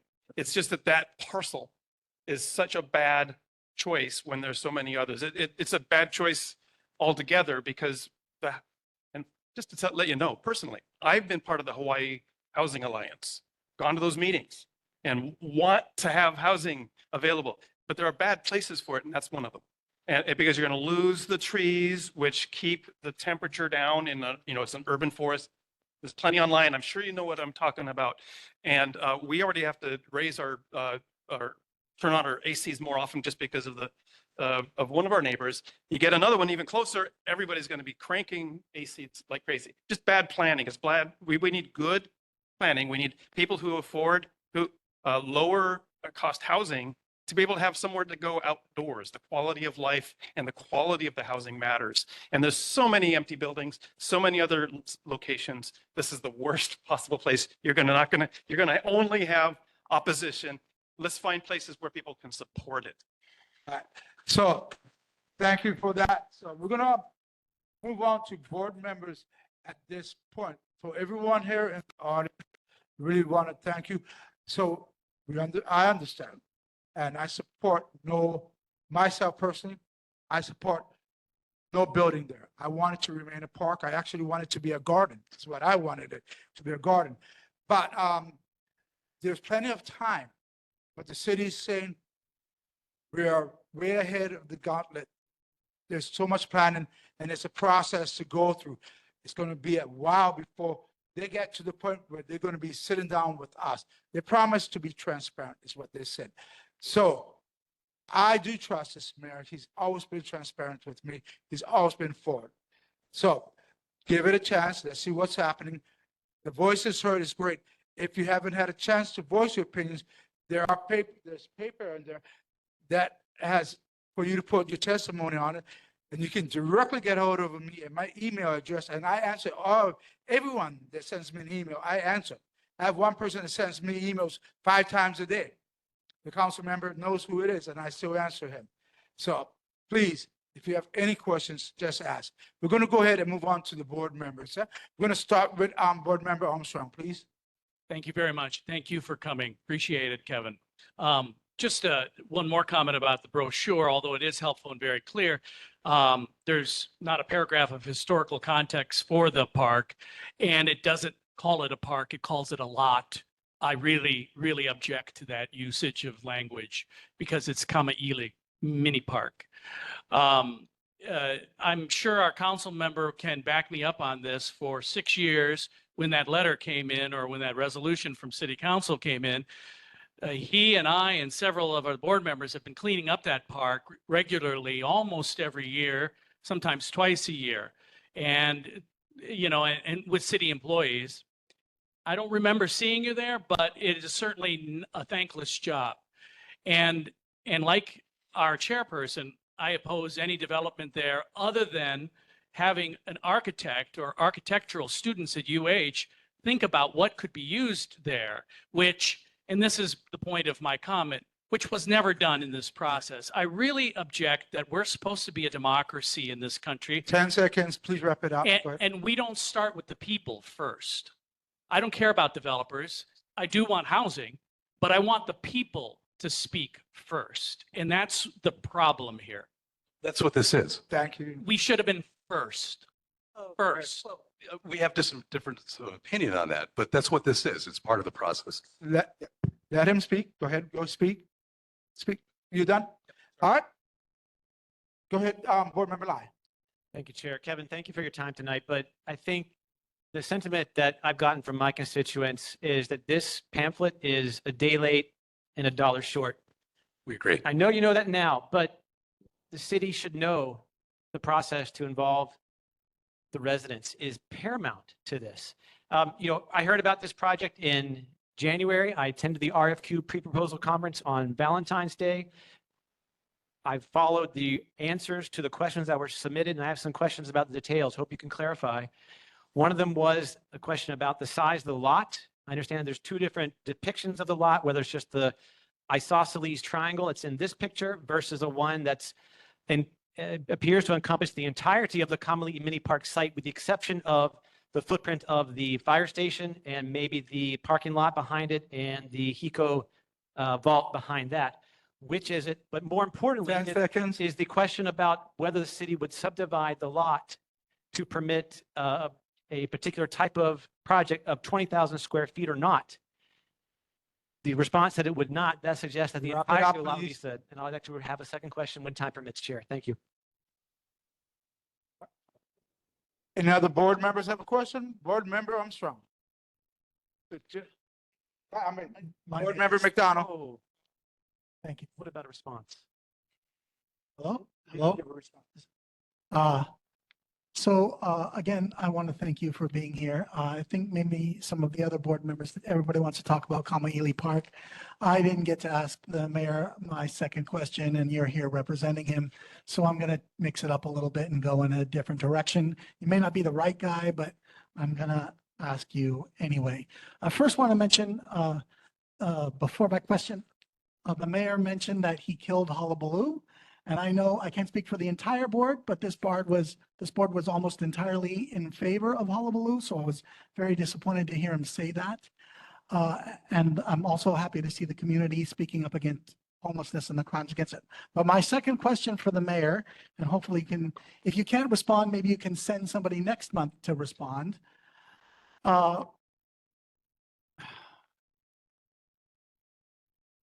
are we here? Sorry. You have Second 10 question, sorry. Here, there are several national surveys that rank all of America's roads and highways, and Honolulu consistently ranks in the bottom 5 of these studies. We pay the most in taxes, yet we have the worst quality. We have horrendous pothole problem, plus about half of our manhole covers. So you are have 10 seconds, please wrap it are up. 2 to 3 inches below the street level, giving us our own man-made potholes. I know this doesn't have to be this way because the other half are fine.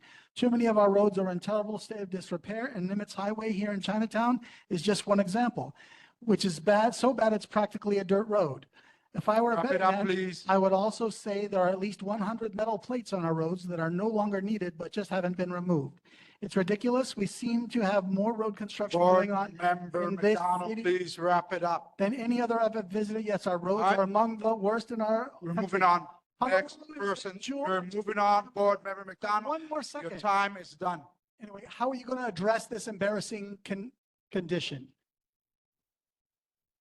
Okay, furthermore, before you even answer the question, all board members, you know, we have agreed at the beginning of every single year, we have 1 minute. We know we can ask 4 questions within that minute. Kevin Lai proved that to us. Instead of telling you stories, ask the question, be direct. Thank you. Go ahead, sir. That's really a question for the Department of Transportation Services or State Department of Transportation. But we can, if you put that in the board questions, Yeah. the neighborhood board commission will respond. So we're going on. Any other board member has a question? Go ahead, Board Member Isukani. Yeah, thank you, Chair. And community, I understand the excitement I think the mayor has been mentioning. There's going to be a lot of opportunity to weigh in. And I just wanted to verify, before this even moves forward, correct me if I'm wrong, it does have to go to the city council for approval, correct? Absolutely. And they're going to have multiple hearings where that's probably the appropriate place for us to all submit testimony because our council members here, they're the ones that are actually going to vote on this, not us. And I don't think you either. City council needs to approve. Is that correct? That is correct. Any other board members? Is Sean online? Nope. Okay, I will give you one last question, Mr.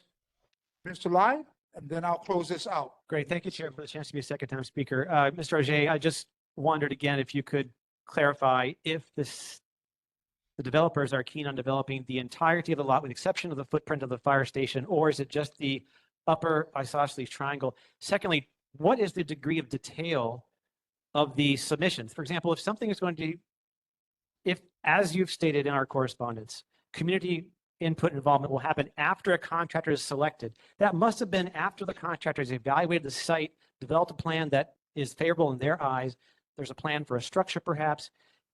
So there must be something that's already developed. And then the public gets a chance to provide input. Again, the situation seems a bit out of whack. Thank you. I don't know where you're going with the question, but to answer the first question about the triangle, it doesn't include the fire department. So it's everything but that, the fire department footprint, to make that clear. The second is, this is exploratory. There are no plans. There is no project. I don't know how much more clear I can make that to you. All right. And this will be part of a process. This is the first night of engagement. That's why I'm here, is to answer these questions and dispel rumors. But we don't have a project. Right. But when you come back, there will be a project. Hold on. Remember, if you want to ask follow-up, you must ask the chair and be recognized by the chair. Those are our rules. Yeah. And I'd also like to point out that I've responded to all of your emails asking the same questions. So for the audience, there have been several email exchanges back and forth, and I've answered those questions for you. But you continue to persist. So anyway. All right. Whoever, any other further questions from any other board member? All right. Hearing none. Thank you very much. It's my pleasure. Thank you very much for having me tonight. Thank you, Chair. Thank you. All right. Next, we're going to public concerns. Anyone from the public who has any concerns, you have 2 minutes. Go ahead. Anyone from this lobby that's in the public? Hearing none, seeing none. Anyone online? Yes, may I? Okay, and your name is? Once again, my name is Walter Rodby. And ahead, I Walt. would just, thank you. I would just like to say it's a joke for everybody to say that there's no plans or progress. The city sent out these notices. These companies have spent money developing plans, And it is asked backwards for them to say, oh, there's no plans, there's no nothing, when they've sent out and they've accepted bids. So what should happen first, and I appreciate and I love you guys there, what should happen first is they should go to the board first to get your input and then send out feelers. But they've done it backwards. They've sent out these feelers, they have these plans in progress, and then they come to you. And so this is backwards. This is wrong. And for that city employee who we pay our taxes to support him, we pay our taxes for his salary, for him to come and say there's no plans, that is ridiculous. This is wrong, and I really like to thank you. The members of my neighborhood board, I'd love to thank you. You do not get paid like this guy does. You do not get paid like everybody else in this process. You're not going to get paid like the developers. So thank you for hearing this out. And I love to hear that you guys are open-minded. But really, for them to say that there's no plans, that was ridiculous. And that just shows how ridiculous this is. This is not a lot. It is not a mini park. It is Kamali'i Park. It's a children's park. Kamali'i means children in Hawaiian. This is a park for children. We need to preserve it. We should not develop public property. Thank you. Thank you very much. Appreciate that.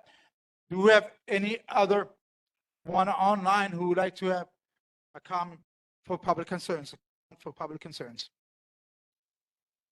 All right, not hearing any. We're going to go ahead and move forward. Okay. So next will be our elected officials. Yeah. Next is elected officials in the order based on which elected official or their representatives are here in person first. So I guess that means Stephen was here first. Stephen, yeah, go ahead. Then Tyler.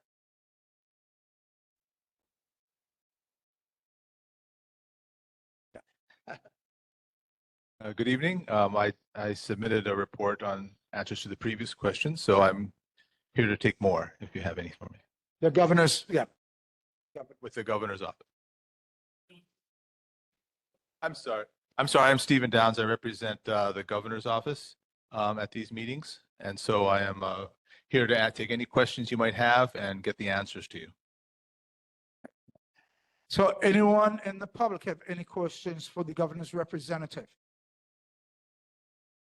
Hearing none, seeing none. Anyone online has a question to ask of the governor's representative? Not seeing any. Any board member has a question? Starting off with board member Rossi Sukani, please. You have 1 minute. Thank you, Chair. Hi, Stephen. Welcome back. Thanks for your patience through this because you were here right at the very start. I've been reading some stories about Kiko and the wildfire, I think, recovery fund, and also the Carpenters Union. They seem to be getting into a very public spat with things. And I just want to say, I mean, you know, with unions, I don't necessarily agree with unions all the time, but I don't necessarily disagree or I'm against unions. But in this case, for this wildfire recovery fund, I kind of feel like the union has a beef. But regardless, this is a very public spat. Could it be that maybe someone in the governor's office or maybe the PUC could step in here and say something and kind of calm down all the drama on? All right. Any other board members have a question? The governor's representative. All right. Not hearing none. That's all for today. Thank you. Appreciate that. All right. The next one here that came in public was City Council member Tyler DeSantos. Please, Tyler. Well, thanks, members. Hello, everyone, and hello, members of the public. My research director, Jack Truesdale, is online. I think he's going to drop in the link for my April newsletter. Can't believe it's April already. But few highlights. Let's see, starting with the downtown area. As you know, the parades bill 50, was signed the other day. Again, the idea was not just to limit the number of parades in Waikiki, but open up some opportunities for other areas.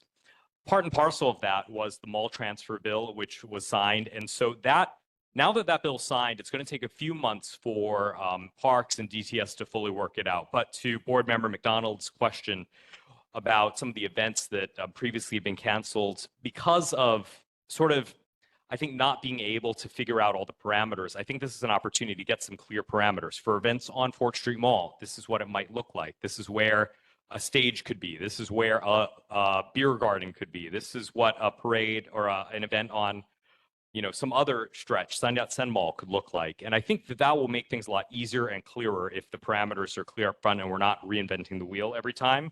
And so that's what I hope will come out of the mall transfer bill and the actual process of transferring it over the next few months. The sidewalk dining bill, to make the sidewalk dining program permanent, is going to be signed tomorrow at 10 a.m. at FET. That, of course, being probably the most visible example of sidewalk dining here in town. Part of the sidewalk dining bill now expands it to Fort Street Mall, where businesses like Fort Street Cafe, the Korean place, the Mexican place right next to Fort Street Cafe could potentially do permanent outdoor dining. I think that will also help to enliven Fort Street Mall. A few other things, the game room bills are still moving along. I know this is an issue that continues to plague Chinatown and Palama in particular. Those are still moving. There was in fact a hearing on one of those bills today in the Public Safety Committee. Then they're going to come to my committee, which is the Budget Committee. On the topic of the Budget Committee, we're just past we're about a third of the way through, about a third of the way through the budget process. The overall approach that I'm going to have as the new budget chair to our $4 billion budget is really trying to be fair, trying to get as much detail as possible. I think there's a lot of opportunities for monies to be put into these big bulk funds. And what I want to do through this process is really get some specifics on what this money's actually going to be used for. So then a year from now, if it's not used for those purposes, we can say, hey, this was actually what it was stated to be used for. And why didn't it happen? Because I know that that's very frustrating. For example, earlier we talked about the restrooms in Chinatown. Last budget, I put in $250,000 to get it. Actually, 2 budget cycles ago, we put in $250,000 for bathrooms in Chinatown, and it didn't happen. And so now I think it gives us a chance to be very abundantly clear up front. This is what they say they're going to use it for, and does it get used or not? Last 2 things. Sewer fees, as you may have seen in the news, the sewer fee discussion is going on. It's going to be up for public hearing on April 16th at the City Council. You may have seen that the mayor's proposal was 9% year after year, so 9%, and then another 9%, another 9%, another 9%. What we at the council are saying is that might be too much. We'd like to see some other ways that we can fund that, that's not on the backs of all of us as sewer ratepayers. And also, the structure, in my opinion, is not as fair as it could be. That is, for every 1,000 gallons that you use, whether you use a tiny amount of water or a ton of water, we're paying the same rate for every 1,000 gallons. And for people using a ton of water, 20,000, 30,000 gallons a month, I think they should be paying more for that privilege than somebody who's trying really hard to save and only spending 2,000 or using 2,000 or 3,000 gallons of water. So there's, I think, a way that we can make it a little bit more fair. And the last thing is on the empty homes tax. We are going to have a hearing at the City Council. We expect that on April 29th on the empty homes tax. It's not going to be to push the bill forward, but it's going to get a little bit more information. The mayor, at the beginning of this meeting, talked about how he doesn't think it's going to work because of all the exemptions. But really, I think that's a sign that the exemptions are protecting the people who we want to protect. We want to protect people who are actually renting out their properties. We want to protect people who are maybe on military orders, and people who maybe generationally, own this with many, many relatives. But for people who are outside investors, who are speculators, who are just buying these, units where the lights never go on in Kaka'ako, I think we have a chance to really target them. And to the extent that some of them are going to convert it to long-term rentals, that's great, and we've done our job. But we're going to hear the report from Ernst & Young, who's a consultant on it. We expect that on April 29th. We've got a couple other things that's coming down the pipeline at the City Council, but as always, I'm here. Jack's here on the call, and you can always call my office or email me with any questions or concerns. All right, thank you. Do we have anyone in our audience, in this public, who would like to say something? Please come forward.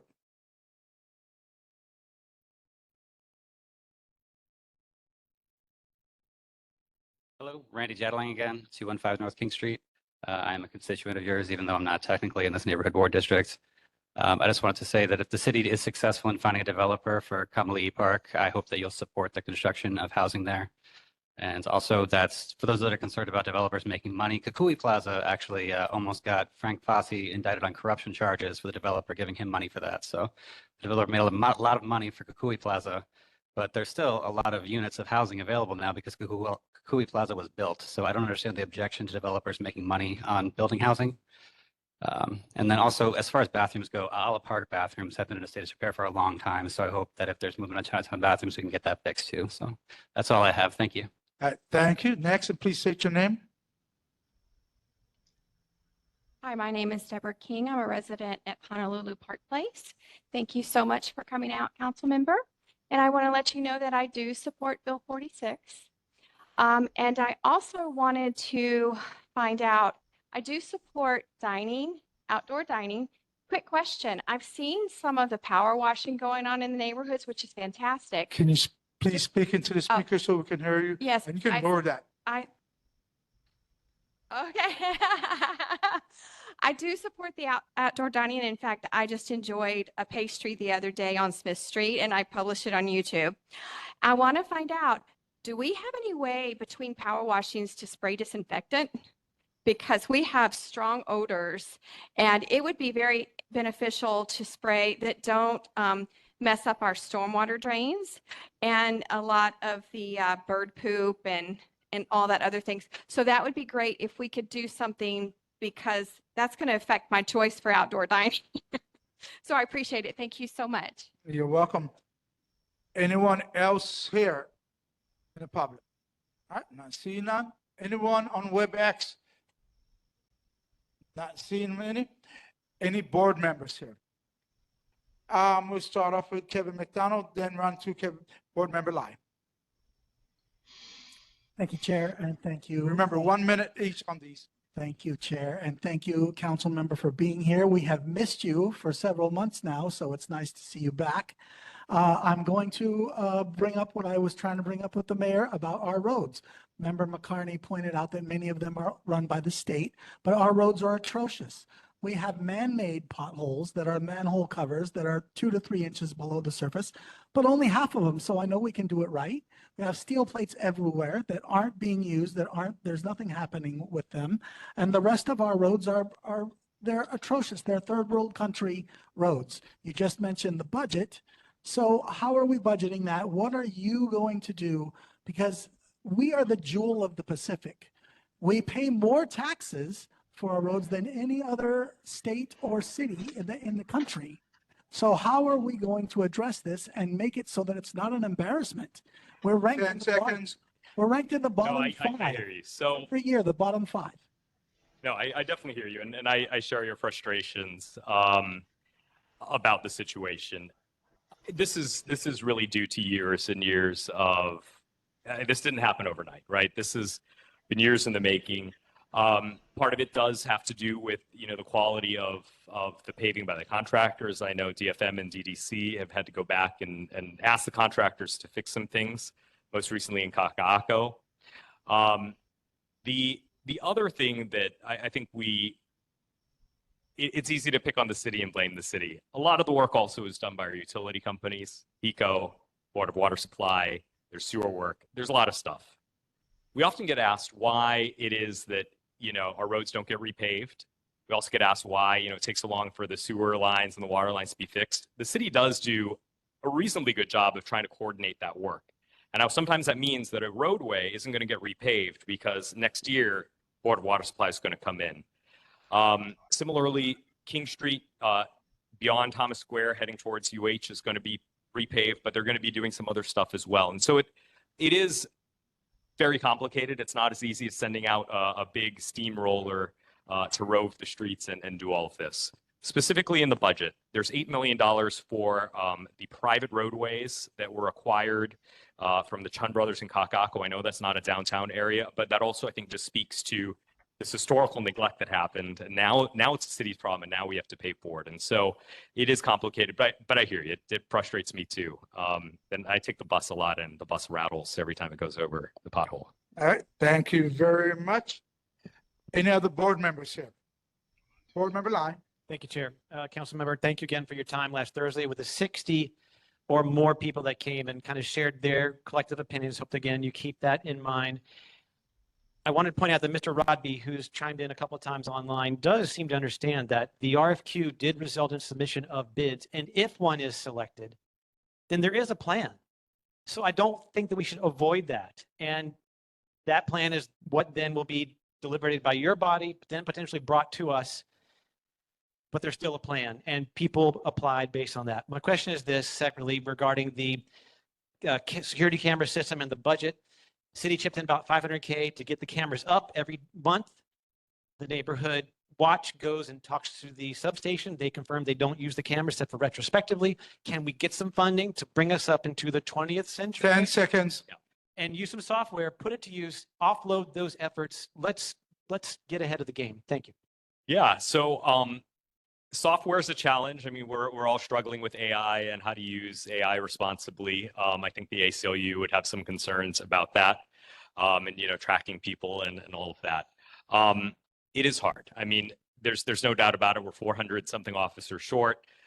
Hiring people, volunteers we can do, but the moment you pay somebody, we're subject to a lot of rules about that and making sure people are paid equitably for the same job across various departments. So it is tough. I am glad that the cameras are up though, and there's a little bit more camera expansion that's going to happen this year. As for the park and the plans, I appreciate coming to the meeting, and it was a good conversation. I mean, I think some people came away thinking that it was a very heated meeting. I've been to a lot of heated meetings. That actually was pretty relatively tame. So I actually appreciate that from everybody. And, I think the message came across pretty clearly from the residents there that, they'd much rather have other options. And the possibility of housing there is very low on their preference list. You're right that the developers are submitting proposals. No one's going to submit a proposal that's not financially feasible. So there is, to some extent, a plan. It is an RFQ, though. It asks for qualifications for the developer. So there are opportunities for some direct negotiation between the administration and the developer. I hope that happens. It will come to us at the council, but I hope that by the time it comes to us at the council, that the administration will have negotiated to see what's possible and what's feasible. To the extent that, here's an example for this property.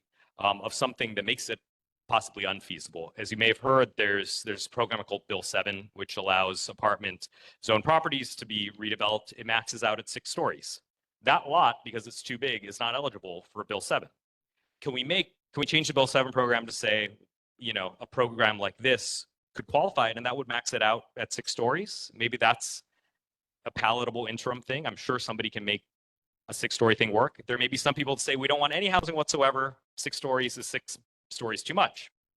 I understand that too.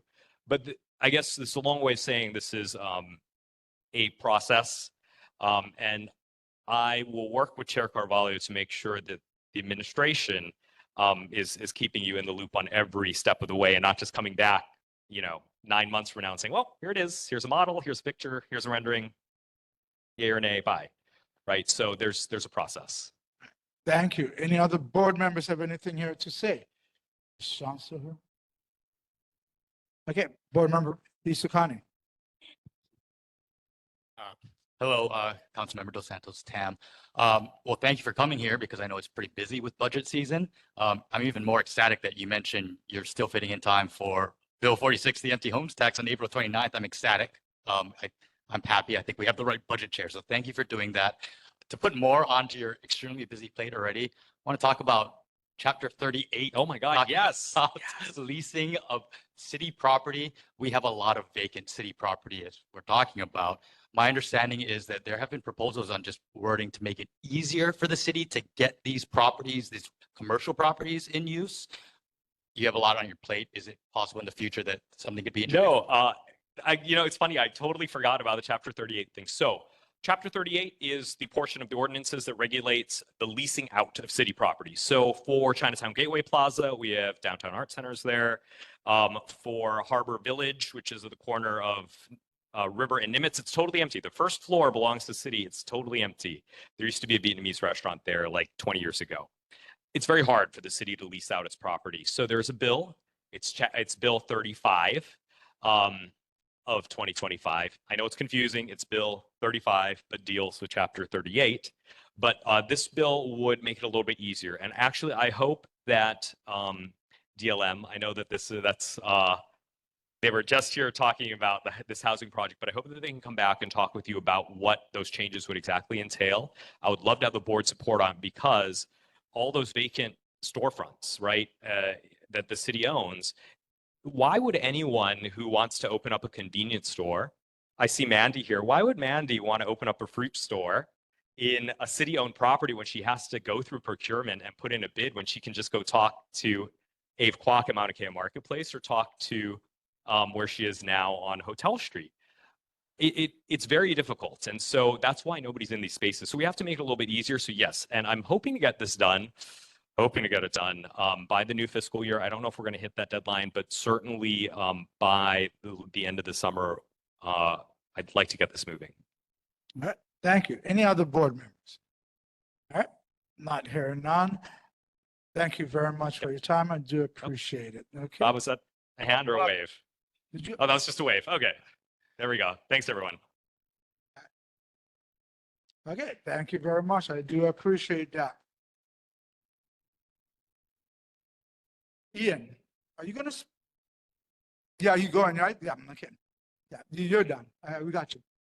All right. Wait, Chair, excuse me, Chair, Okay. is the mayor's rep, a city rep going to stay? He's leaving. Yeah, Okay. yeah, so, all right, talk to you later. Wait, oh, sorry, Chair. He's Excuse- going. Yeah, Oh, talk to you later. Yeah, no, he's leaving. too bad No. that we couldn't leave a message for him. Thank Yeah, you. because the mayor has told him to be here to take messages for him, but then after that he could leave because the mayor was here. questions. So, That, the mayor is a separate issue. Thank you, Chair. so it was, Apologize for the constituent. so it was the mayor said he would take messages for him, write down anything that was coming up during the mayor's portion. Then after that, he could leave. He was just waiting for his ride. Yeah. He would have left later. All right. Well, I didn't know that either till tonight. Okay. So I apologize. Next, we have State Senate, Congressman Ed Case representative. He's not here. I checked. Hold on. Yeah. Is there a representative for Congressman Ed Case? No. Next, we're going to go to State Senator Carl Rhodes, representative. Hello, Chair. Can you hear me all right? Yes, we can. All right. Hello, everyone. Good evening. My name is Sarah Thorne. I'm the legislative aide for Senator Rhodes, and I'll be relaying all of his messages for tonight. So we have a short list tonight. Starting off, the Hawaii Department of Agriculture has created an information sheet to address frequently asked questions about the little fire ants, and I have attached this in my report. Secondly, I've introduced Senate Bill 405 relating to neighborhood board meetings.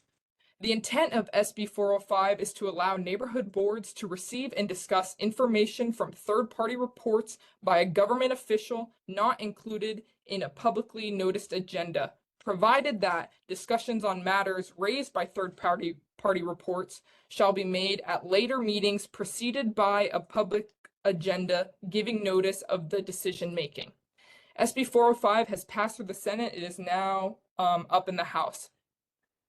Finally, please do not hesitate to call my office at 808-586-6130 with any questions or concerns, or you can also email at sendroads@capitol.hawaii.gov.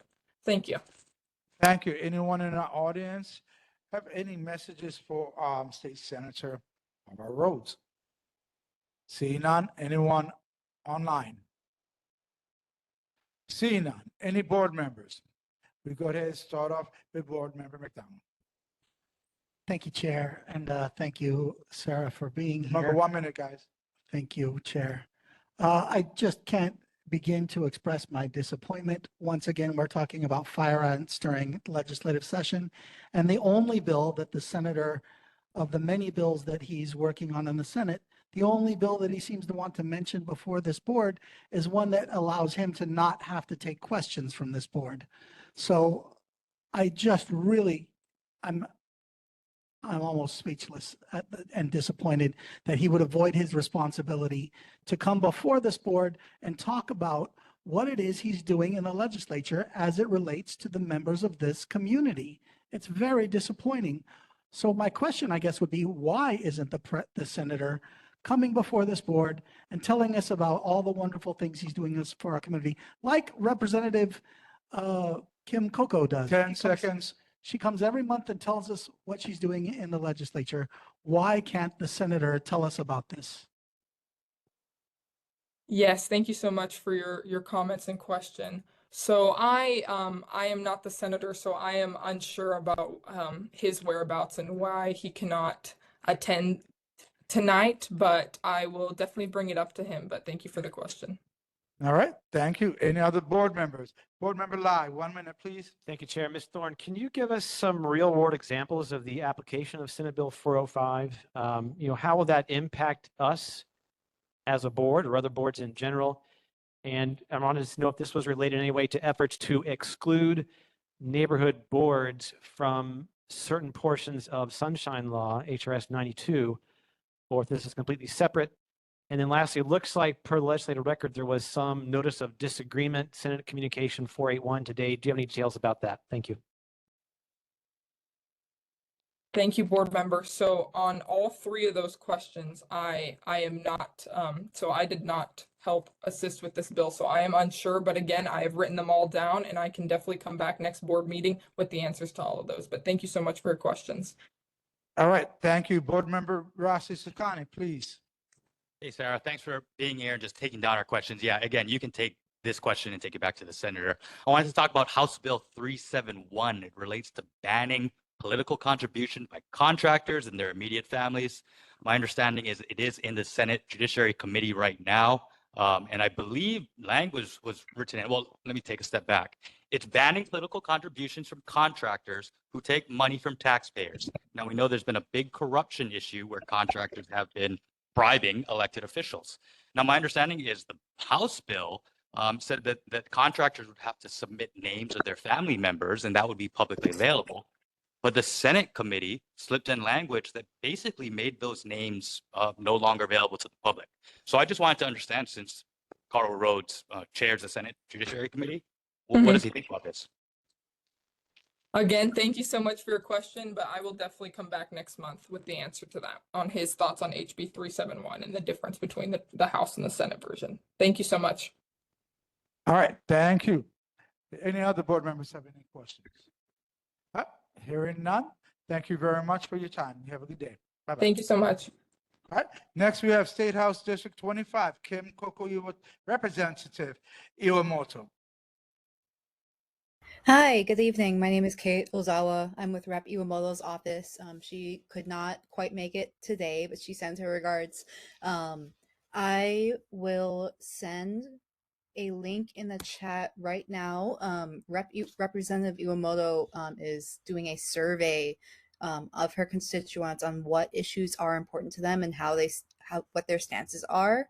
I believe I sent the newsletter along to Chair. I can do so again. Posted. Okay, good. Good. Okay, so if you have gotten the survey, please send it either via email or via mail, or feel free to call us or let us know how you feel. And if you don't have the survey, please feel free to call our office or email our office, and we will send you a link or send you the image of the survey so that we can get back to you. All right, thank you. Anyone in our audience have any questions for Representative Iwamoto's representative, Katie Ozawa? Nope. Anyone online? Not seeing any. Board members, go ahead. Board member McDonald, please. 1 minute. Thank you, Chair. Thank you for being here. I would just really like to take this opportunity to thank you as Representative Iwamoto's representative, and for her transparency I've been on this board for the better part of a decade now, and we haven't seen, she's the first member of the House that we've ever seen come and have a representative speak before this board and tell us about her intentions as a legislator. And so I would just like to thank her for her transparency and her willingness to do that. I've never seen it before. And so my compliments to the representative. Thank you. Thank you. All right, thank you. Any other board members here? Board member Lai, please. Thank you, Chair. First, without objection, I'd like to ask that the hyperlink posted by Ms. Ozawa in the chat be distributed after the meeting to members of the board through whatever means necessary. Not all of us have access to that right now. Secondly, Ms. Ozawa, can you, as was alluded to earlier, either comment on a position held by Rep. Iwamoto or bring back to us next month information about Senate Bill 1433, which was mentioned earlier, did cross over to the House. And again, just to try to give us an idea, the constituents an idea of how, on one hand, we're speaking about trying to help resolve issues of chronic drug use. On the other hand, we're opening up exemptions for giving out paraphernalia.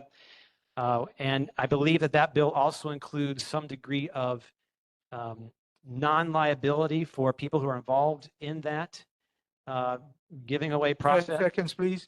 And I think it's important for us to know, where our representative stands on that. And I think we'd all enjoy learning about that in detail next month. Thank you. Thank you. All right. Any other board members here? Not seeing any. Thank you very much.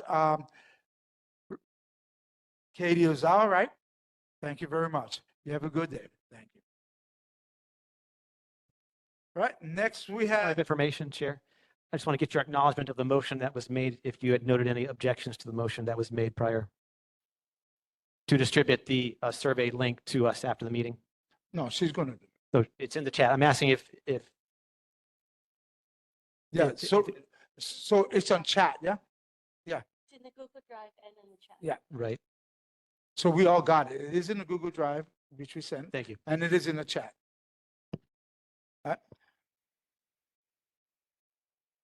All right, next we have State House District number 28, Daniel Holt. All right, not seeing him. We'll go ahead and move on. So quarterly reports, we have no quarterly reports to discuss this month. They'll be back next month, all right? Next, let's see, board business, we have quarterly reports. Next is approval of minutes. I'm going to defer this item to the next meeting. We'll pick it up during our next agenda in May. Next, Point we're of gonna- information. Go ahead.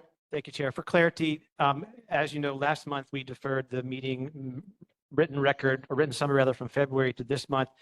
Do you know or anticipate by the next meeting, there will be any changes to the drafts now of February and March that will reflect testimony that's been submitted and points out things such as missing names and other errors? All right, so I got a lot of things on this that was requested, so I am deferring it because of that. And so I hope to have everything straightened out. That's it. Okay. All right, next, we're going to go ahead and move, let's see, next approval of minutes. Okay, I'm deferring that. Next is approval of minutes. Okay. So what we're going to next is board business. So board business on whether to include items on the next month's regular meeting agenda, May 2025, required under neighborhood board plan, subsection 2-14-111C. Board members lies 2, written request received via email, proposal to re-implement equitable per item and per speaker on-screen timers for neighborhood board 13 as per best practices, motion to amend something previously deferred as stated in the October minutes, written summary, and board. Okay, prior to this meeting,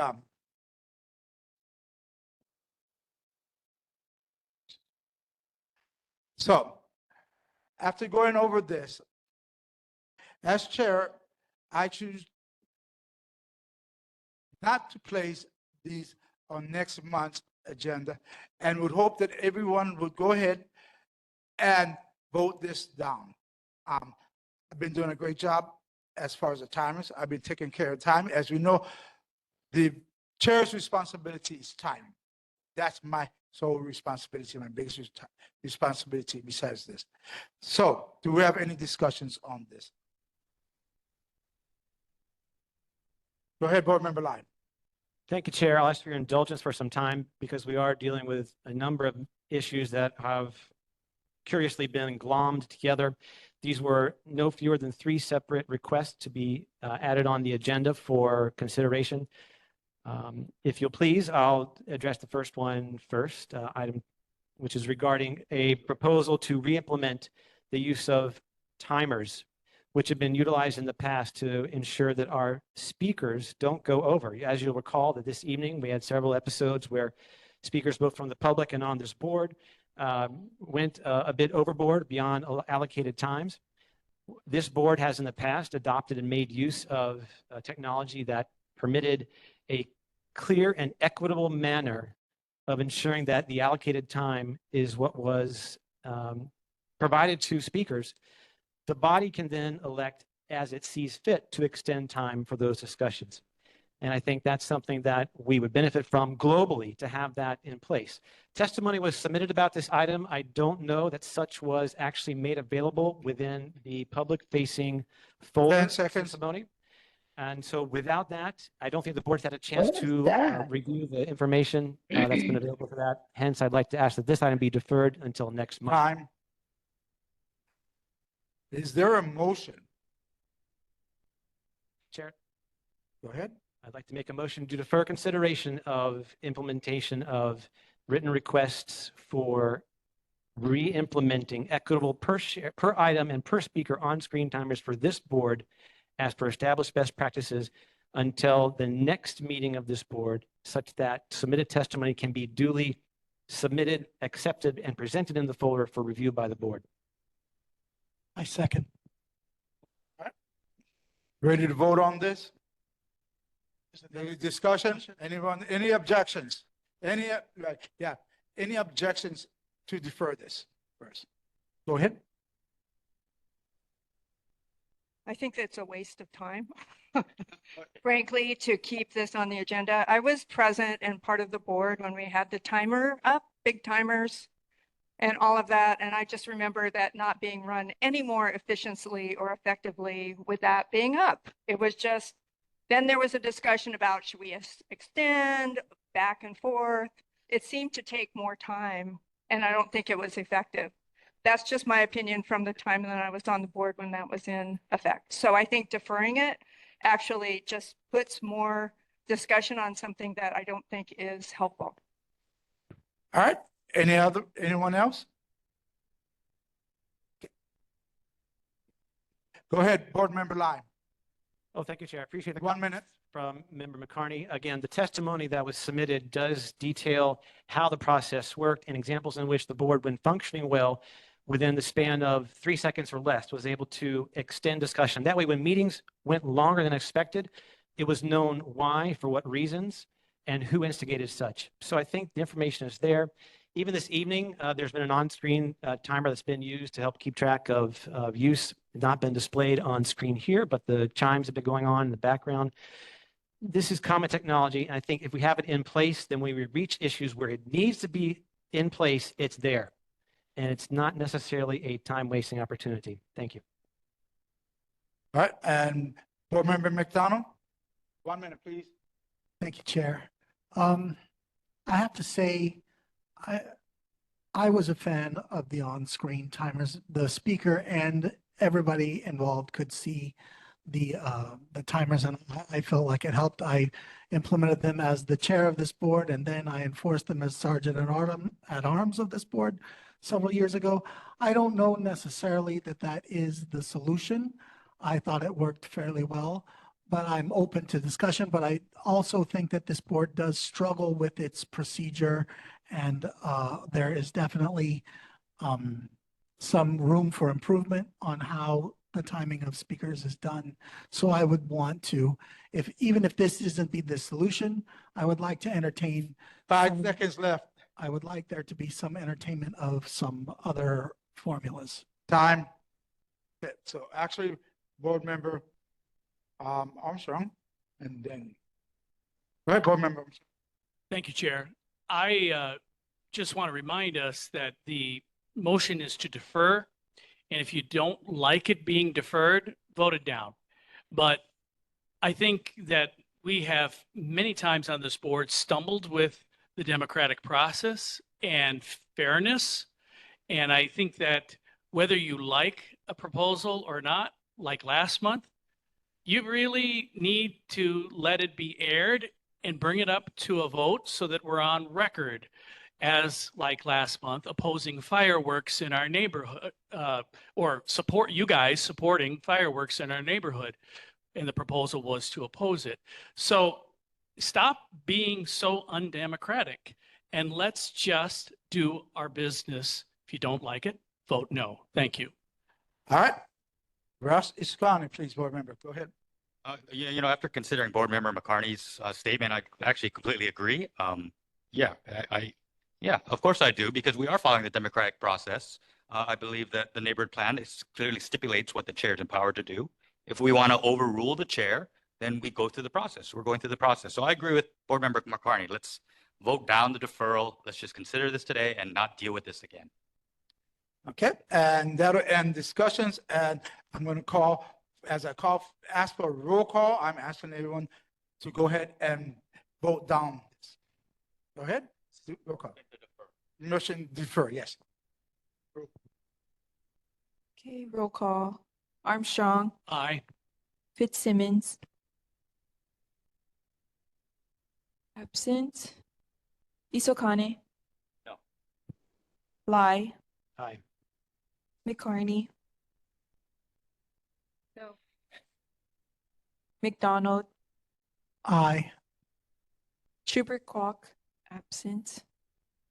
Sturgis. Nay. Chair.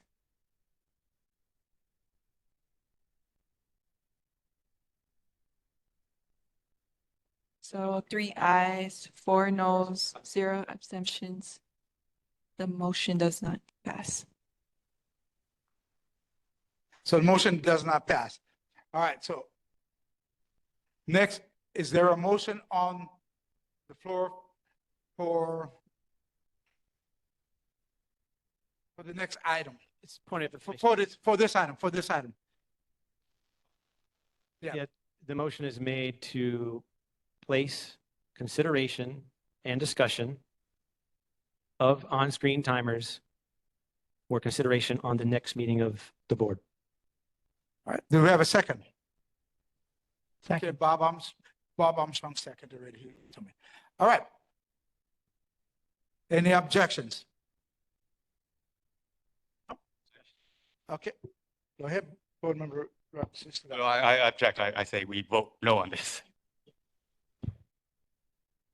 So this is a. So we, yeah.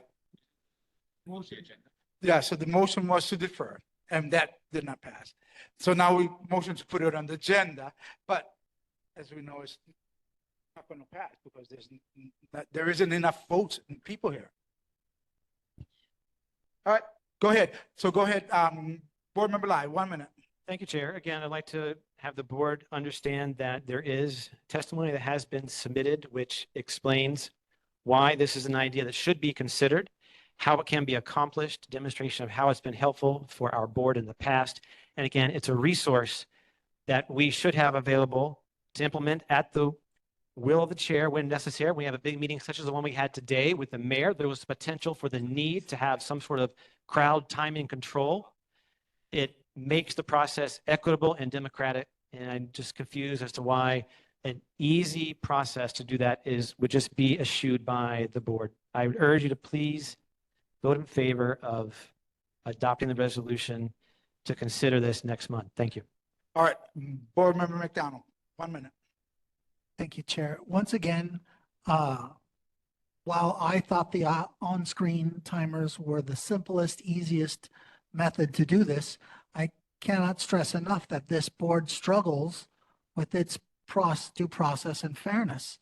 And I think that if the on-screen timer isn't the solution, there should definitely be some discussion on how we can address this issue that our board does struggle with clearly. All right, do we have any other on the discussion? So I'm going to end it. The neighborhood board plan strictly says that the person that handles the agenda, which is the chair, also is responsible for the time of the board. So moving forward, I'm asking everybody to vote no on this, and let's take a roll call vote. Go ahead, please.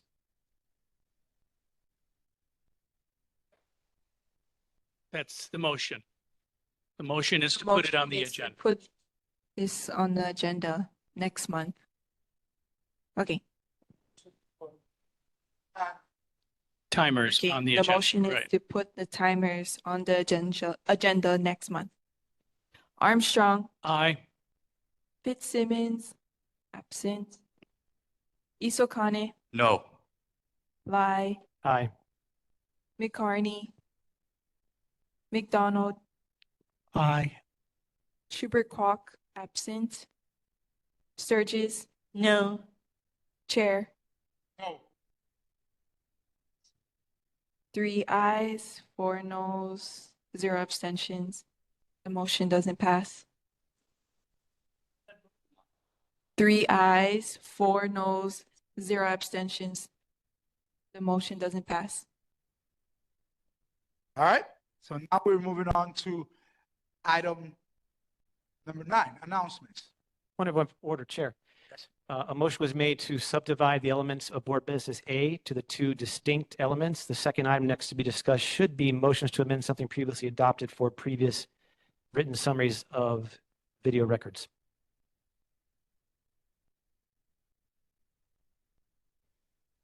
All right, so is there a motion? Chair, there's a motion as noted. 1 minute. Thank you. To amend something previously adopted.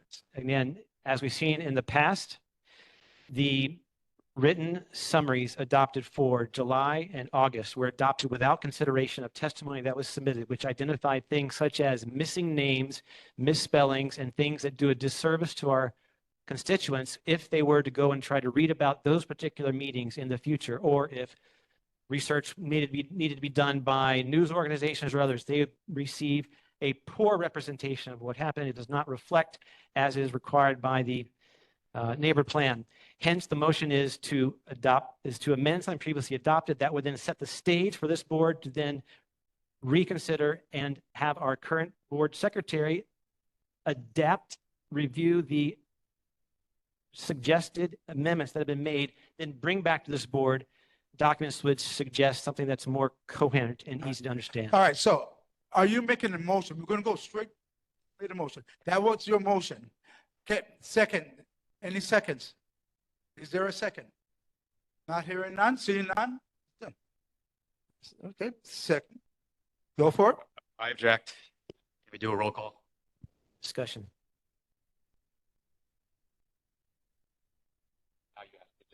Is there a discussion?